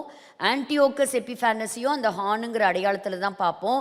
ஆனால் ஒரு சில வார்த்தைகளில் இருக்கக்கூடிய அந்த டிஃப்ரென்ஸை வச்சு தான் நம்ம கண்டுபிடிக்க முடியும். இது அந்தி கிறிஸ்துவை குறிக்குது, இது ஆன்டியோக்கஸ் எபிஃபானஸை குறிக்குது அப்படிங்கிறதெல்லாம். ஸோ பாருங்கள், டேனியல் 8:11-12 அன்றாட பலிகளை என்ன செஞ்சானா? நிறுத்தினான். அப்போ அவன் தான் இந்த ரூல் கொண்டு வந்தான். யூதர்கள் யாருமே தேவாலயத்துக்கு போகக்கூடாது, அங்கே போய் பலி செலுத்த கூடாது அப்படிங்கிற அதை கொண்டு வந்தது இவன் தான். 8ஆம் அதிகாரம் 9-10 மட்டும் வாசிக்கலாம். அவைகளில் ஒன்றிலிருந்து சிறிதான ஒரு கொம்பு புறப்பட்டு தெற்குக்கும் கிழக்குக்கும் எதிராகவும் சிங்காரமான தேசத்துக்கு நேராகவும் மிகவும் பெரியதாயிற்று. அது வானத்தின் சேனை பரியந்தம் வளர்ந்து அதன் சேனையாகிய நட்சத்திரங்களில் சிலவற்றை பூமியிலே விழப்பண்ணி அவைகளை மிதித்தது. ஸோ அந்த சின்ன கொம்பு, இந்த பியூட்டிஃபுல் லேண்டுன்னு சொல்றது ஜெருசலேம். இந்த எருசலேமுக்கு விரோதமாய் வந்தவன் யாருங்க? இந்த ஆன்டியோக்கஸ் எபிஃபானஸ். ஸோ அதே போல் அவன் என்ன செஞ்சான்? தேவாலயத்தை அசுத்தப்படுத்தினான். இது இயேசு கிறிஸ்துவும் பிரசங்கத்தில் சொன்னதை நம்ம பார்க்க முடியும். ஸோ இந்த இடத்துல நம்ம பார்க்கணும், த அபாமினேஷன் ஆஃப் டிசலேஷன். அசுத்தப்படுத்தின ஒரே ராஜா யாருன்னா இவன் தான். இனி வரப்போகிறவன் இதை செய்வான். இவன் வெறும் மாடல் தான். இவன் ஒரு மாடல் தான். இனிதான் சாத்தான் தன்னுடைய சாயலில் ஒருத்தனை கடைசியாக இறக்க போகிறான். அவன் தான் ஆன்டி கிரைஸ்ட். அந்தி கிறிஸ்துவை பற்றியே நம்ம தெரிஞ்சுக்கணுங்கிறது நம்மளுடைய படிப்பின் கண்ணோட்டம் அல்ல. ஆனால் வரக்கூடிய நிகழ்வுகளை தேவன் ஏற்கனவே முன் அறிவித்திருக்கிறார். We talk about Christ. நம்ம யார் மாதிரி மாறணும்? கிரைஸ்ட் லைக் நேச்சர், அதில் நம்ம மாறணும். ஸோ பாருங்கள், எல்லாத்தையும் அவன் கரெக்ட் பண்ணான் அப்படிங்கிறத நம்ம பார்க்குறோம். ஸோ இந்த இடத்துல தானியேல் 11:31-32 நம்ம பார்க்குறோம். ஸோ இதுதான் ஆன்டியோக்கஸ் எபிஃபானஸ் உடைய நேச்சர். இவன் எப்படி அழிந்து போனான் அப்படிங்கிறத நம்ம பார்க்கலாம். தொடர்ந்து இந்த ப்ரெசன்டேஷனில் வரும்பொழுது பார்த்தீங்கன்னா, ஜனவரி 27ஆம் தேதி ஹாலோகாஸ்ட் நடந்தது இல்லையா? 60 லட்சம் யூதர்கள் ஹிட்லருடைய தலைமையிலே கொலை செய்யப்பட்டார்கள். அதை நினைவு கூர்ந்து அந்த நாளை அவங்க அனுசரித்தாங்க. இப்போ இந்த இடத்துல நம்ம பார்க்குறோம், பிரசிடெண்ட் ட்ரம்ப் அவங்க கிரீன்லாண்டை கைப்பற்றுவேன் அப்படிங்கிறத அவங்க சொல்கிறத நம்ம பார்க்குறோம். ஸோ அதே மாதிரி சீரியாலையும் நம்ம பார்க்குறோம். நிறைய அங்கே இருக்கக்கூடிய மைனாரிட்டிஸ், குட்ஸ் எல்லாம் கொலை செய்யப்படுகிறத நம்ம பார்க்குறோம். So US weighs complete military withdrawal from Syria. Anti-Zionism, ஆன்டி-செமிட்டிசம்ங்கிறது அதிகமாயிட்டே தான் வருது. பல இடங்களில் இந்த வாரத்தில் மட்டும் நிறைய ரிப்போர்ட்ஸ், யூதர்களுக்கு விரோதமாக நிறைய செயல்பாடுகள். ஸோ ஈரான் ஒரு பக்கத்தில் தாக்குதல் நடத்தலான்றாங்க. ஆனால் அதே சமயத்தில் ரெடியாக இருக்கிறோங்கிற எச்சரிப்பு சத்தத்தையும் அமெரிக்கா கொடுத்துருக்குது. ஸோ அமெரிக்கா என்ன செஞ்சுருக்கு அப்படின்னா, தன்னுடைய படைகள் எல்லாத்தையும், அதாவது கடல் படையாக இருக்கட்டும், ஆள் படையாக இருக்கட்டும், அது எல்லாத்தையும் என்ன செஞ்சுருக்கு அப்படின்னா ரொம்ப கேர்ஃபுல்லாக வச்சுட்டு சொல்கிறாரு, we are closely monitoring and வாட்சிங் ஈரான் அப்படின்னு சொல்கிறாங்க. ஸோ கனடாவும் சைனாவும் ஒரு டீல் போடுற மாதிரி இருந்தாங்க. திடீர்னு ட்ரம்ப் வந்தார், இந்த நீ வச்சுக்கோ இவ்வளோ டேரிஃப்னு ஒன்று கனடா வந்து பின் வாங்கிருச்சு. ஸோ இன்றைக்கி வந்து அவர் என்ன பண்ணிட்டுருக்காரு, எல்லா நாட்டையும் ஒரு த்ரெட்டு, எல்லாத்து மேலேயும் ஒரு மிகப்பெரிய ஒரு வரியை நான் சுமத்த போகிறேன்னு சொல்லி அவர் பேசுகிறத நம்ம கேட்குறோம். So deal thread. So president Trump சொல்கிறாங்க we have made a big armada next to Iran. So அதனால் அவங்களுக்கு நாங்கள் ஆப்ஷன் கொடுக்குறோம், ஒரு டீலுக்கு வந்தால் ஓகே. இப்போ அலி கமேனி எங்கேயோ ஒளிஞ்சிருக்கிறாரு அப்படின்னு சொல்கிறாங்க. பட் ஏற்கனவே இப்போ காசாவில் இருக்கக்கூடிய எல்லா பிணை கைதிகளையும் அவங்க பத்திரமா மீட்டுட்டாங்க. இனி வந்து ஈரானுடைய தாக்குதல் எப்படி இருக்கும்னு தெரியல. ஈரானை இஸ்ரேல் தாக்குமா, இல்லை அமெரிக்கா தாக்குமா, இல்லைன்னா என்ன பண்ணுவாங்கங்கிறது இனி பொறுத்து இருந்து தான் நம்ம பார்க்கணும். But definitely there will be a very big change. விட மாட்டாங்க. இப்போ என்னதான் இருந்தாலும் அவங்களோட இதை வாங்கிட்டாங்க. யுஎஸ் அம்பாசிடர் இஸ்ரேல் ஹக்கபி அவர் சொல்கிறாரு, இத்தனை நாள் வந்து பிணை கைதிகள் வராததுனால எல்லாத்தையும் பார்த்துருப்பீங்க, ஒரு எல்லோ கலர் பின், ஒரு சின்னதாக ஒரு பேட்ஜ் குத்தி இருப்பாங்க. அந்த நாட்டில் நீங்கள் எங்கே போனாலும் அரசியல் தலைவர்கள் குத்தி இருந்தாங்க. அது எதுக்கு அப்படின்னாக்கா, எங்களுடைய பிணை கைதிகள் இன்னும் முழுமையாக மீண்டு வரலை அப்படிங்கிறது. இதை நான் வந்து இன்னைக்கு கழட்டுறேன் அப்படின்னு சொல்லி அதை கழட்டி இருக்கிறார். அப்போது ஸோ எல்லாருமே வந்துட்டாங்க. ஸோ ஆல் த 20 இவர் தான் வந்து த லாஸ்ட் ஹாஸ்டேஜ். இவரை கண்டுபிடிக்கிறதுக்கு பட்ட கஷ்டம் கொஞ்சம் நஞ்சம் இல்லை. ஏன்னு கேட்டிங்கன்னா 250க்கு கிட்டத்தட்ட 250 பிணங்களை எடுத்து டெஸ்ட் பண்ணாங்களாம். டிஎன்ஏ டெஸ்ட் பண்ணி இதுதான் ரேனான்னு சொல்லி டெஸ்ட் பண்ணி கடைசியாக ஆஃப்டர் 250 டெட் பாடிஸ் டெஸ்ட் பண்ணும்போது தான் இவரோடதை கண்டுபிடிச்சிருக்கிறாங்க. அதை கண்டுபிடிக்கும் போது அவங்களுக்கு இருந்த சந்தோஷம் ஒரு பேரானந்தம் அப்படின்னு சொல்லலாம். அவருடைய பரியல் இன்னைக்கு தான் நடந்திருக்குது. So prime minister Benjamin Netanyahu சொல்கிறாரு, we got them all back to the last. ஒருவர் கூட மீதி இல்லாமல் நாங்கள் பத்திரமா எல்லாரையும் நாங்கள் மீட்டுட்டோம் அப்படின்னு. அப்போ பாருங்கள், அந்த சமயத்தில் இதுதான் கடைசி பிணை கைதி. உயிரோடு இருந்தவங்களும் வந்துட்டாங்க, இறந்து போனவங்களும் வந்துட்டாங்க. அப்போ ஒரு சோல்ஜர்ஸ் எல்லாம் பாடினாங்களாம், இந்த அளவுக்கு எல்லாமே துல்லியமாக நடந்ததுன்னா I believe in the coming of the Messiah. எத்தனை பிரச்சனைகள் வந்தாலும் எங்களுடைய மேசியா சீக்கிரத்தில் வருவார், அவர் கட்டாயம் வருவார், நாங்கள்லாம் அவருக்காக அவர் வருகைக்காக காத்திருக்கிறோன்னு பாடினாங்களாம். அவங்கள விட அதிகமாக யார் பாடணும்? நம்ம தான் பாடணும். அவங்க மேசியா வந்து 2000 வருஷம் ஆச்சு இல்லையா, அவங்களுடைய கண்கள் மறைக்கப்பட்டிருக்கு பாருங்கள். அது ரொம்ப அழகான ஒரு பாடல், நமக்கு டைம் இல்லாததுனால. ஸோ பாருங்கள், நான் எல்லாரையும் நான் பத்திரமா கொண்டு வருவேன்னு சொன்னேன், அதே போல் எல்லாருமே வந்து வந்துட்டாங்க அப்படின்னு. இதுக்கு நடுவில் அவங்களுடைய வியாபாரத்தையும் அதிகப்படுத்தியிருக்காங்க இஸ்ரேல். ஸோ இஸ்ரேல் வந்து தொடர்ந்து 2-3 வருஷமாக 3வது வருஷமாக யுத்தத்தை கண்டாலும் எந்த இடத்துலையும் அது கீழே வரவே இல்லை. It still holds it's top position. So IDF வந்து காசாவில் இருக்கக்கூடிய சில அண்டர் கிரவுண்ட் டனலை கண்டுபிடிச்சிருக்கிறாங்க பாருங்கள். டெரரிஸ்ட் இருந்ததை அது எல்லாத்தையும் அவங்க கண்டுபிடிச்சி அழிச்சிருக்கிறாங்க, அது எல்லாத்தையும் டிஸ்ட்ராய் பண்ணியிருக்கிறாங்க பாருங்கள், எவ்வளோ பெரிய டனல் அப்படிங்கிறது. ஸோ இது வந்து US the commander of CENTCOM அந்த சீஃப். ஸோ 1-to-1 மீட்டிங் அப்பாடான்னு சொல்லிட்டு இப்போ எப்படி இருப்பாங்க, ஒரு நிம்மதியாக இருப்பாங்கன்னு நினைக்கிறேன். ஸோ மறுபடியும் இப்படிப்பட்ட ஒரு தாக்குதல் வராமல் இருக்கணும். ஸோ அடுத்தது காசாவை இனி எப்படி ஆயுதங்கள்லாம் அவங்கள கீழே போட வச்சு இனி காசாவை இனி புதுமையான காசாவாக மாற்றலாம் அப்படிங்கிறது தான் அவங்களுடைய திட்டம். ஸோ நெத்தன்யாஹூ மற்ற தேசங்கள் கொடுத்த சப்போர்ட்டுக்காக நன்றி செலுத்தியிருக்கிறாரு. ஈரானை பாருங்கள், டிசம்பர் 28, 25 எத்தனை பேர் கொலை செய்யப்பட்டிருக்காங்க, காயப்பட்டிருக்காங்க, கண்கள் இழந்திருக்காங்க. இவங்கெல்லாம் இஸ்ரேலுக்கு எதிர்த்து வந்தவங்க.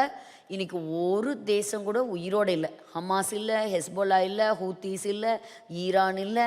கம்ப்ளீட்டாக ஆண்டவர் ஒரு நாட்டில் அவங்களுக்குள்ளாரிய குழப்பத்தை கொண்டு வந்துட்டார். இங்கே வந்து ராஜ்யமே, ஆசாதுடைய ராஜ்யம் கவிழ்க்கப்பட்டுருச்சு. இங்கே டெரரிஸ்ட் எல்லாம் கம்ப்ளீட்டாக இராடிகேட் பண்ணிட்டாங்க. சீனியர் அஃபீஷியல்ஸ் யாருமே உயிரோடு இல்லை. இதெல்லாம் எவ்வளோ ஒரு பிரமிக்கிற ஒரு காரியமாக இருக்குல்ல, நம்முடைய கண்களுக்கு முன்பாக நடந்து பாருங்கள், அதெல்லாம் நம்ம பார்த்துருக்குறோம். ஸோ இதெல்லாம் ஈரான். இப்போ ஈரானில் பாருங்கள் எத்தனை, அதில் ஒரு வீப்பிங் மதர் அப்படின்னு சொல்லி போடுறாங்க, அத்தனை பேர், ஒரு சிஸ்டர். ஸோ எத்தனையோ குடும்பங்கள் அவங்களுடைய சொந்த பந்தங்களை இழந்து இருக்கிறாங்க. ஈரான் தேசத்தினுடைய சமாதானத்துக்காக நம்ம ஜெபிக்கலாம். ஈரான் தேசத்தில் ஒரு ஆட்சி மாற்றம் வரணும்னு சொல்லி நம்ம ஜெபிக்கலாம். ஸோ இந்த ஈரான் வந்து பயமுறுத்திட்டே இருந்தது, நாங்கள் கொஞ்சம் பேர்த்த தூக்கிலிட போகிறோன்னு. ஆனாலும் இந்த இடத்துல நீங்கள் பார்த்தீங்கன்னா ட்ரம்ப்பு உள்ளே வந்ததுக்கப்புறம் அதை ஸ்டாப் பண்ணாங்க. ஆனாலும் போன வாரத்தில் இன்னொருத்தரை ஹேங் பண்ணியிருக்கிறாங்க. ஸோ இதெல்லாம் ஈரானை பற்றின ஒரு சின்ன காரியம்.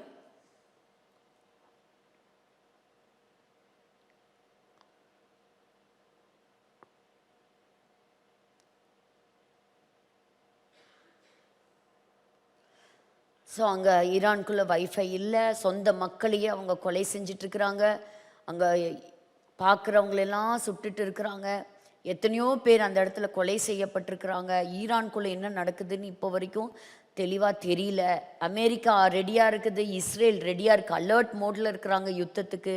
ஸோ வரக்கூடிய நாட்கள் எப்படி இருக்கும் அப்படிங்கிறது நம்ம பொறுத்து இருந்து தான் பார்க்கணும். ஆனால் கண்டிப்பாக இப்போ கடைசி ஹாஸ்டேஜஸையும் மீட்டுட்டதுனால இனி அடுத்தது என்ன பண்ணுவாங்கன்னு தெரியல. இவர் தான் வந்து ரேசா பெலவி. அப்போது அடுத்தது இவர் உள்ளே வருவாரா, இவருடைய கைக்கு ஆட்சி மாறுமா அப்படிங்கிறது தெரியல. We have to wait. So அந்த கண்ட்ரி என்ன பண்ணியிருக்குன்னா இன்றைக்கி டோட்டலாக ஒரு இருள் நிறைஞ்ச ஒரு தேசமாக மாறி இருக்கு. அத்தனை பேர்த்த அவங்க கொலை செய்திருக்கிறாங்க.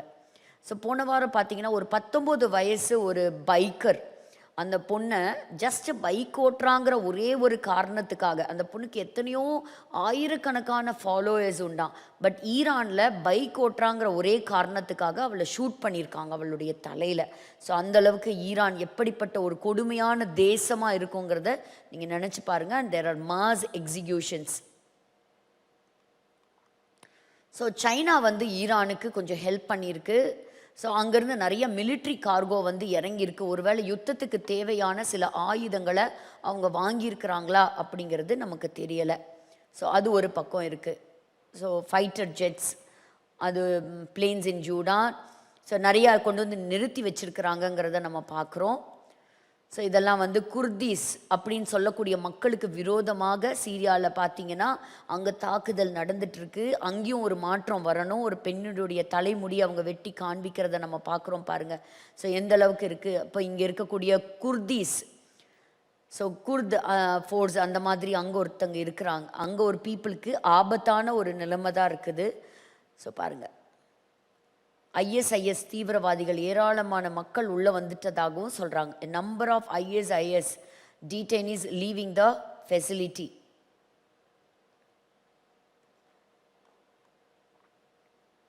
ஸோ நார்தன் சீரியாவில் நடக்கக்கூடிய கொலை சம்பவங்கள். குஷ்னர், இதை நம்ம ஏற்கனவே பார்த்தோம். நிறைய பேத்துக்கு அவர் தேங்க் பண்ணது. அடுத்தது ஹமாஸ் எவ்வளோதான் நடந்தாலும் என்ன சொல்கிறாங்க, நாங்கள் எங்களுடைய ஆயுதங்களை நாங்கள் கீழே போட மாட்டோம் அப்படின்னு சொல்கிறாங்க.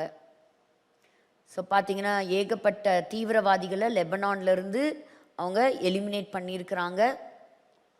ஸோ ஃப்ரீ பாலஸ்டைன் அப்படின்னு சொல்லியிருக்கிறாங்க. ஆனால் இப்போ வந்து புதுசாக வந்து ஒரு பிளான் கொண்டு வந்திருக்கிறாங்க. We will wait. இது பாருங்கள், லண்டனில் ஒரு காலத்தில் ஒரு கிறிஸ்தவ நாடாக இருந்தது. வாக் வித் ஜீசஸ் அப்படின்னு நடக்க இருந்த ஒரு மார்ச்சை தடை செஞ்சுருக்கிறாங்க. ஆனால் பகிரங்கமாக அங்கே வந்து ஒரு இஸ்லாமியர்களுடைய வழிபாடு நடந்திருக்குது. அதுக்கு அப்ரூவல் கொடுத்துருக்குறாங்க. ஆனால் ஒரு கிறிஸ்தவ நாட்டில் ஒரு கிறிஸ்டியன் வாக் வித் ஜீசஸ்ன்னு சொல்லிட்டு ஒரு சின்ன ஒரு ஸ்கெட்யூலில் வந்து ஸ்டாப் பண்ணியிருக்கிறாங்க. இப்போ இது என்னன்னு கேட்டிங்கன்னா, இங்கே இஸ்ரேல் நாட்டில் ஒரு கிளாக் வச்சுருந்துருக்குறாங்க. இந்த கிளாக் என்னென்னா, எப்போ அக்டோபர் 7ஆம் தேதி பிணை கைதிகள் பிடிக்கப்பட்டாங்களோ, கொலை செய்யப்பட்டாங்களோ, அப்போ இருந்து அந்த கிளாக் வந்து ஆன் ஆகிருக்கு. இந்த கிளாக்கு இப்போ ஆஃப் ஆகிருக்கு. டியூஸ்டே அன்னைக்கு ஆஃப் ஆகிருக்கு. கடைசியாக இருக்கக்கூடிய அந்த ரேன் அப்படிங்கிறவருடைய சடலம் கிடச்ச பிறகு இந்த கிளாக்கை வந்து ஆஃப் பண்ணியிருக்கிறாங்க. அப்படின்னா என்ன அர்த்தம்?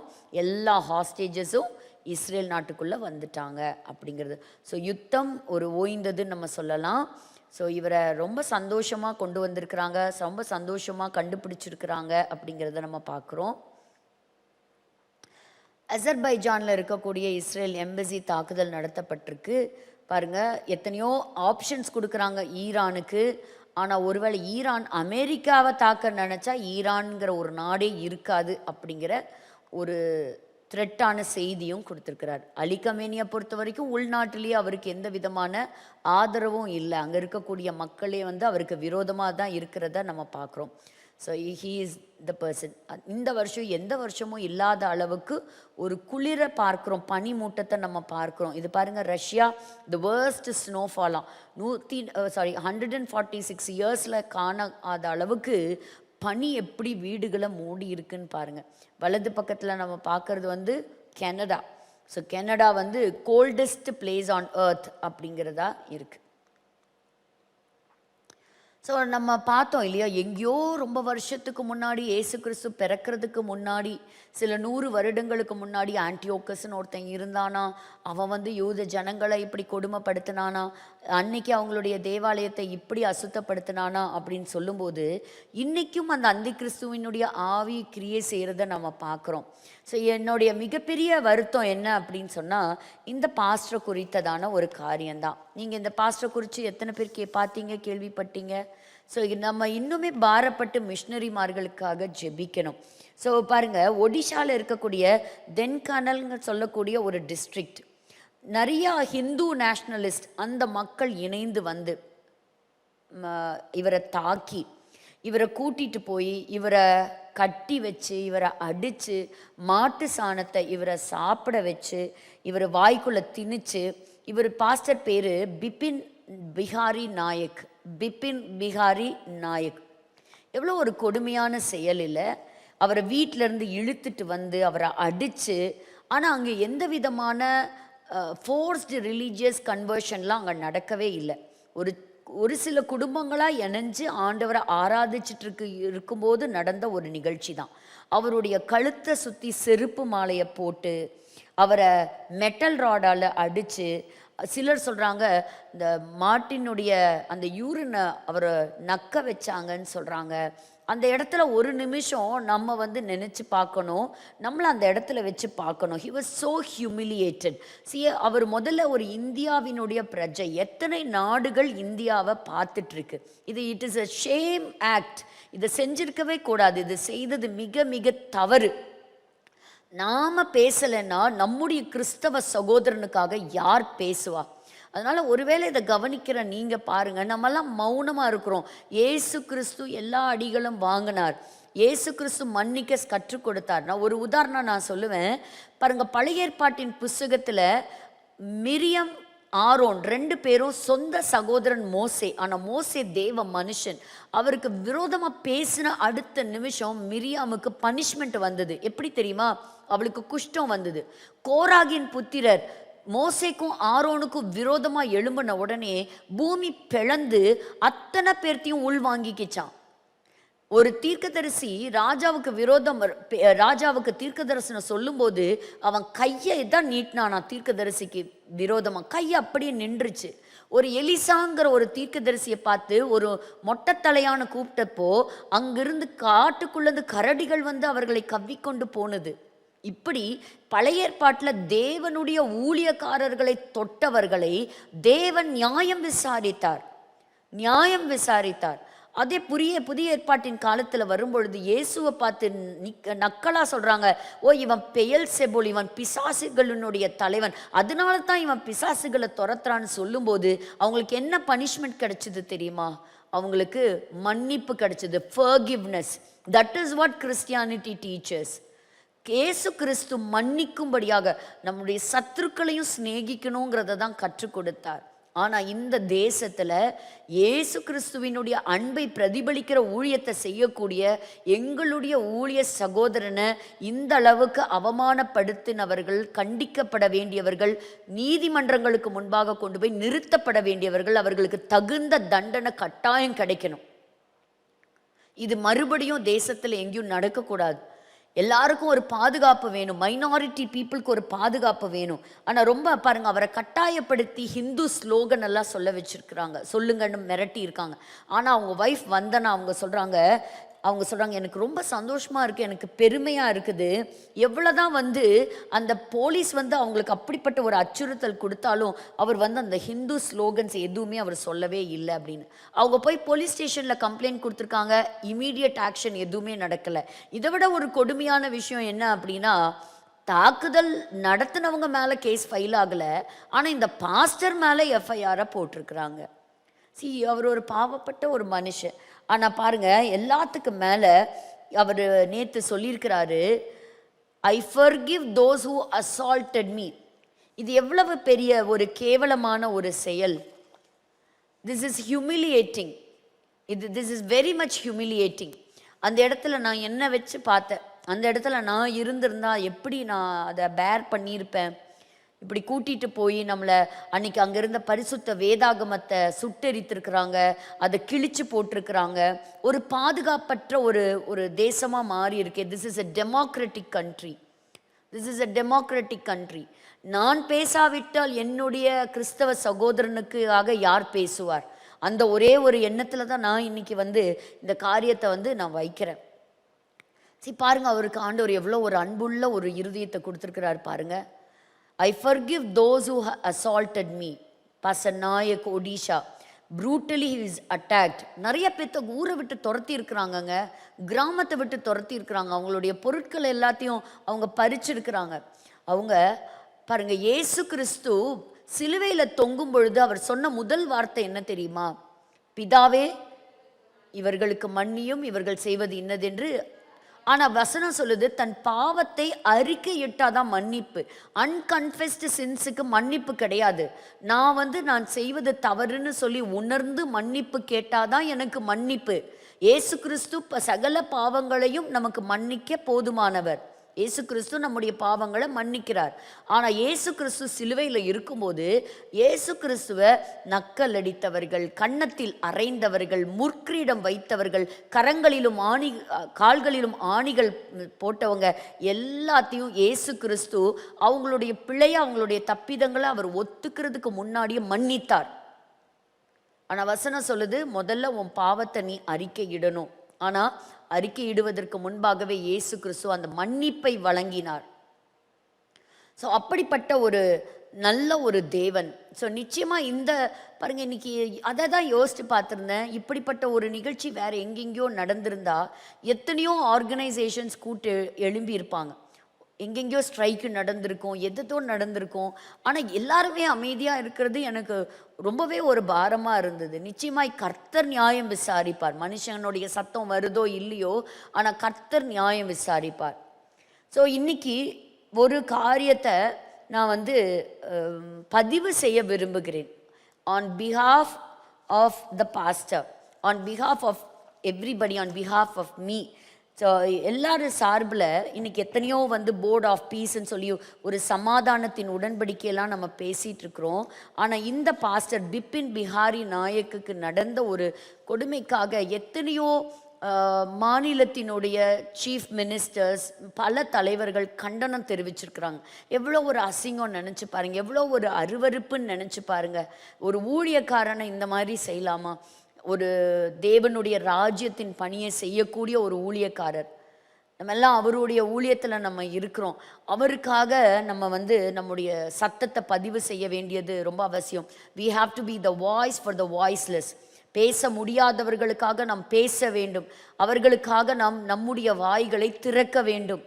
அப்போ இவருக்கு ஒரு நீதி கிடைக்கணும், இவருக்கு ஒரு பாதுகாப்பு கிடைக்கணும். நிச்சயமாக அவரை தொட்ட ஒவ்வொருவரையும் கர்த்தர் சந்திப்பார். ஆண்டவர் அவங்களுடைய காரியத்தையும் கர்த்தர் மன்னிக்கணும். But I have something to share in common.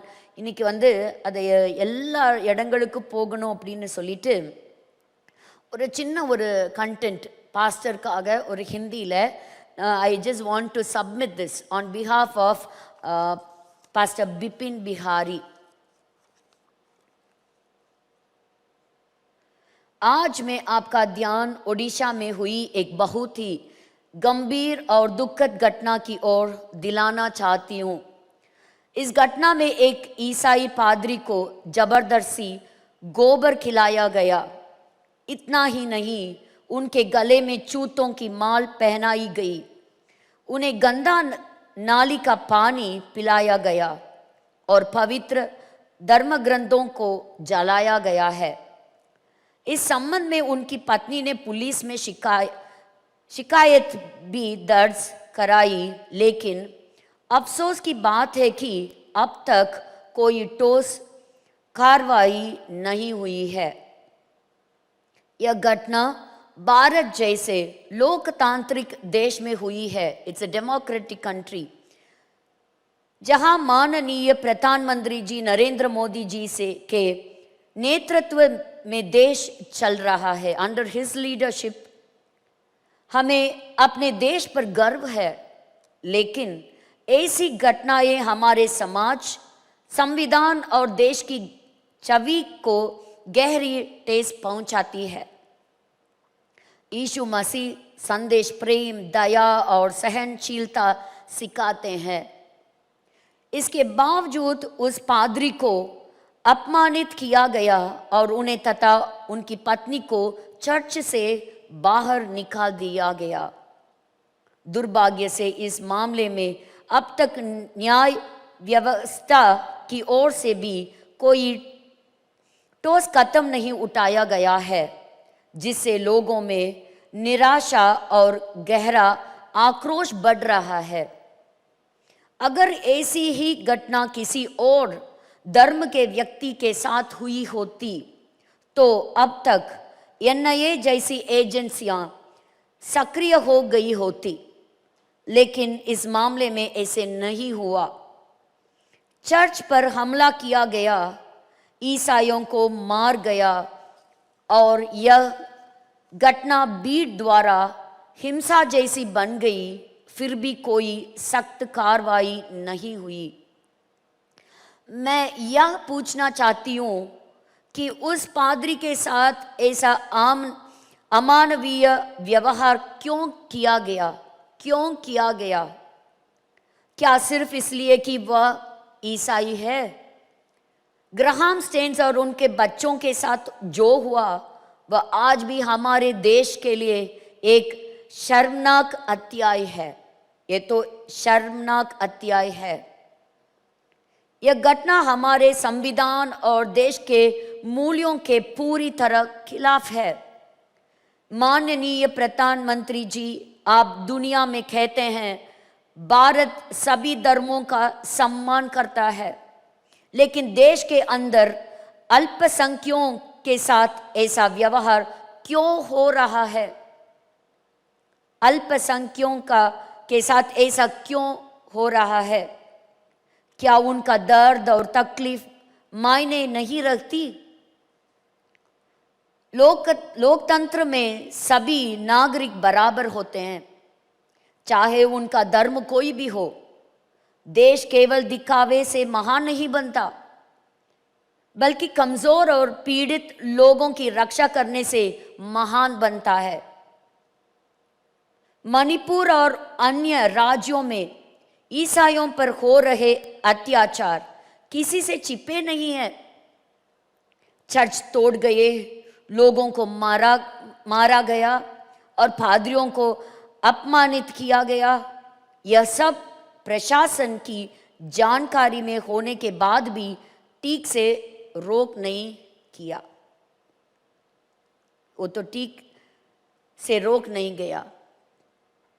जब किसी दूसरे देश में किसी धर्म के लोगों पर अत्याचार होता है तो हम आवाज उठाते हैं, हम आवाज उठाते हैं।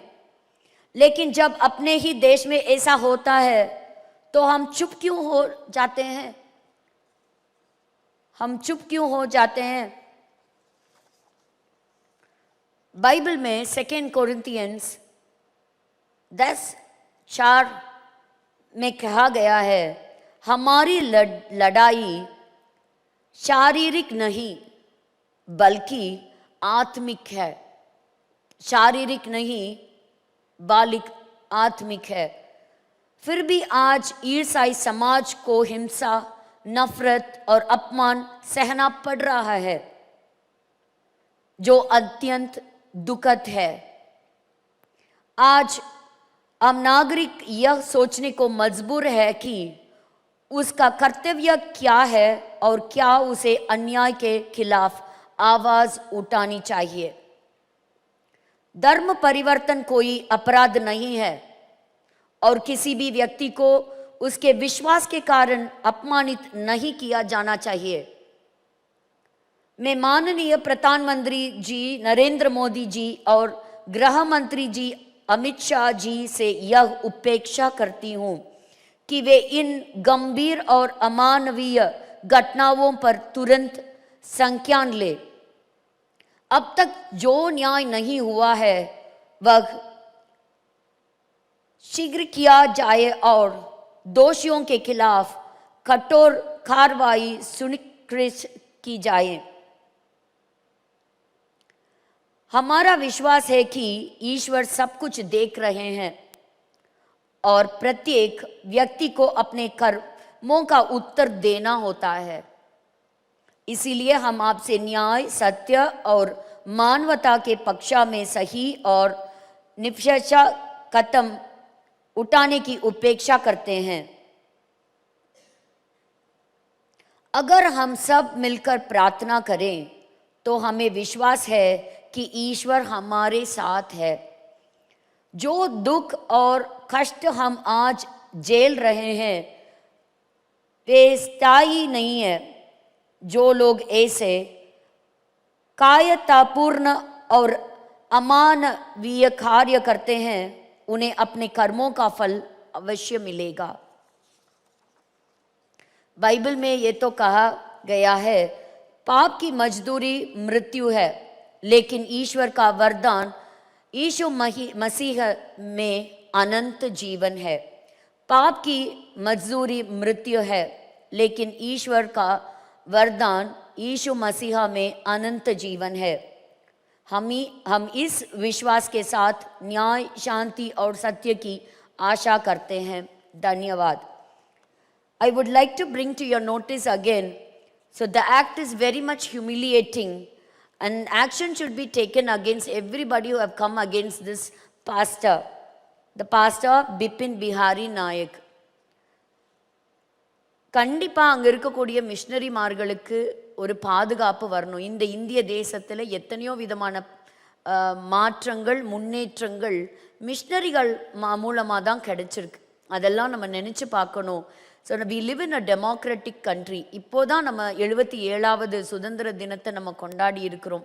இதெல்லாம் நம்ம நினைவு கூறலாம். நம்ம ஒன்றுபட்ட ஒரு தேசமாக மற்றவங்களுக்கு நம்ம காட்சி அளிக்கிறோம். எல்லாத்துக்கு மேலே ஹீஸ் அன் இந்தியன். அவர் ஒரு இந்திய ஒரு பிரஜை. ஒரு அவமானம் நடந்து அது இந்தியாவுக்கும் சேர்த்து தான்.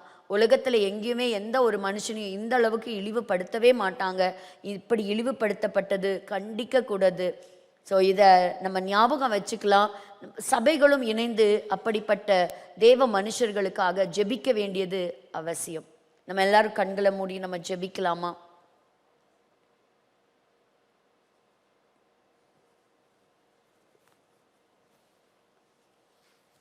எங்களை நேசிக்கிற நல்ல தகப்பனே, இந்த மாலை பொழுதின் ஆண்டவரே அப்பா, இந்த பைபிள் ஸ்டடிக்காக நாங்கள் நன்றி செலுத்துகிறோம் தகப்பனே. எங்கள் ஒவ்வொருவரையும் அன்பின் கயிற்றினாலே இழுத்து கொண்டீங்க ராஜா. உமக்கு நன்றி அப்பா. ஆண்டவரே, உம்முடைய வருகை அதி சீக்கிரமாய் இருக்கிறது. ஆண்டவரே, இந்த உலகத்தில் சமாதானம் இல்லை. இந்த உலகத்தின் அதிபதி பிசாசின் இடத்தில் ஆண்டவரே சமாதானம் இல்லை. ஆண்டவரே, இந்த உலகம் துன்மார்க்கர் கையில் விடப்பட்டிருக்கிறது. துன்மார்க்கனுக்கோ சமாதானம் இல்லை. ஆண்டவரே, நீர் வந்த பொழுதுதான் இந்த பூமியிலே சமாதானம் உண்டாக கடவுது என்று அறிவிக்கப்பட்டதப்பா. இன்றைக்கும் சமாதானத்தை இழந்து தவிக்கின்ற ஒவ்வொருவருக்காக நான் செபிக்கிறேன்.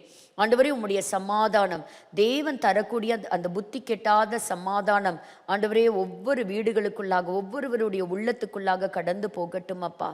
ஆண்டவரே, எப்படி ஆண்டவரே ஆன்டியோக்கஸ் எபிஃபானஸ் உடைய காலத்தில் நடந்ததோ இன்றைக்கு ஆண்டவரே அப்படிப்பட்ட நிகழ்வுகளை எங்களுடைய நாட்களில் எங்களுடைய தேசத்தில் நாங்கள் பார்க்கிறோமே. ஆண்டவரே, உம்முடைய ஜனங்களை கர்த்தர் பாதுகாப்பீராக. உம்முடைய ஊழியக்காரர்களுக்கு கர்த்தர் துணை நிற்பீராக. ஆண்டவரே, அந்த விசுவாசத்தை தந்து தைரியப்படுத்தினீரே, உமக்கு நன்றி தகப்பனே. உறுதியாய் நின்றதற்காக நன்றி செலுத்துகிறோம். அந்த குடும்பத்தை கர்த்தர் பாதுகாத்து கொள்ளுங்க. ஆண்டவரே, நார்த் இந்தியாவில் இருக்கக்கூடிய எல்லா மிஷினரிகளுக்காக நாங்கள் ஜெபிக்கிறோம் அப்பா.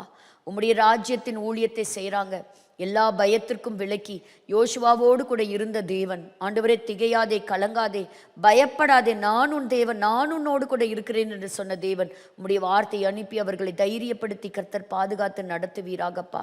பொல்லாத மனிதர்களுடைய சற்பனையான எண்ணங்களுக்கும் திட்டங்களுக்கும் பயங்கரவாதத்திற்கும் கொலை மிரட்டல்களுக்கும் கர்த்தர் அவர்களை விலக்கி பாதுகாக்கும்படியாய் நான் செபிக்கிறேன்.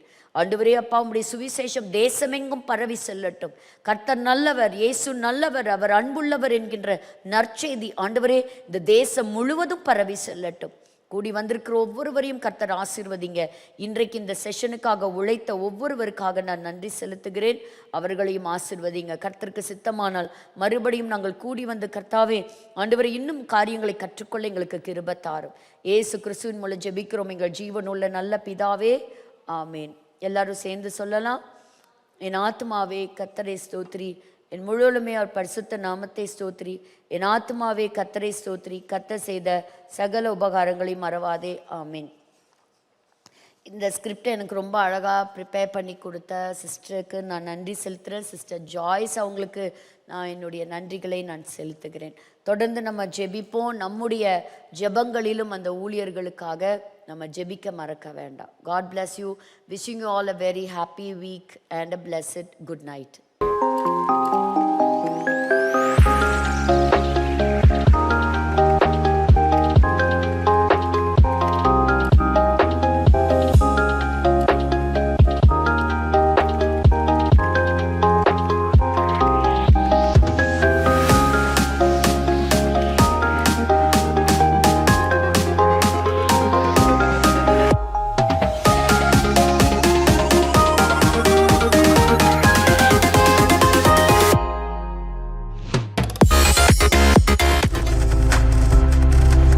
நீங்கள் பார்த்துக் கொண்டிருப்பது உங்கள் ஜாய் டிவி. உங்கள் துக்கம் சந்தோஷமாய் மாறும்.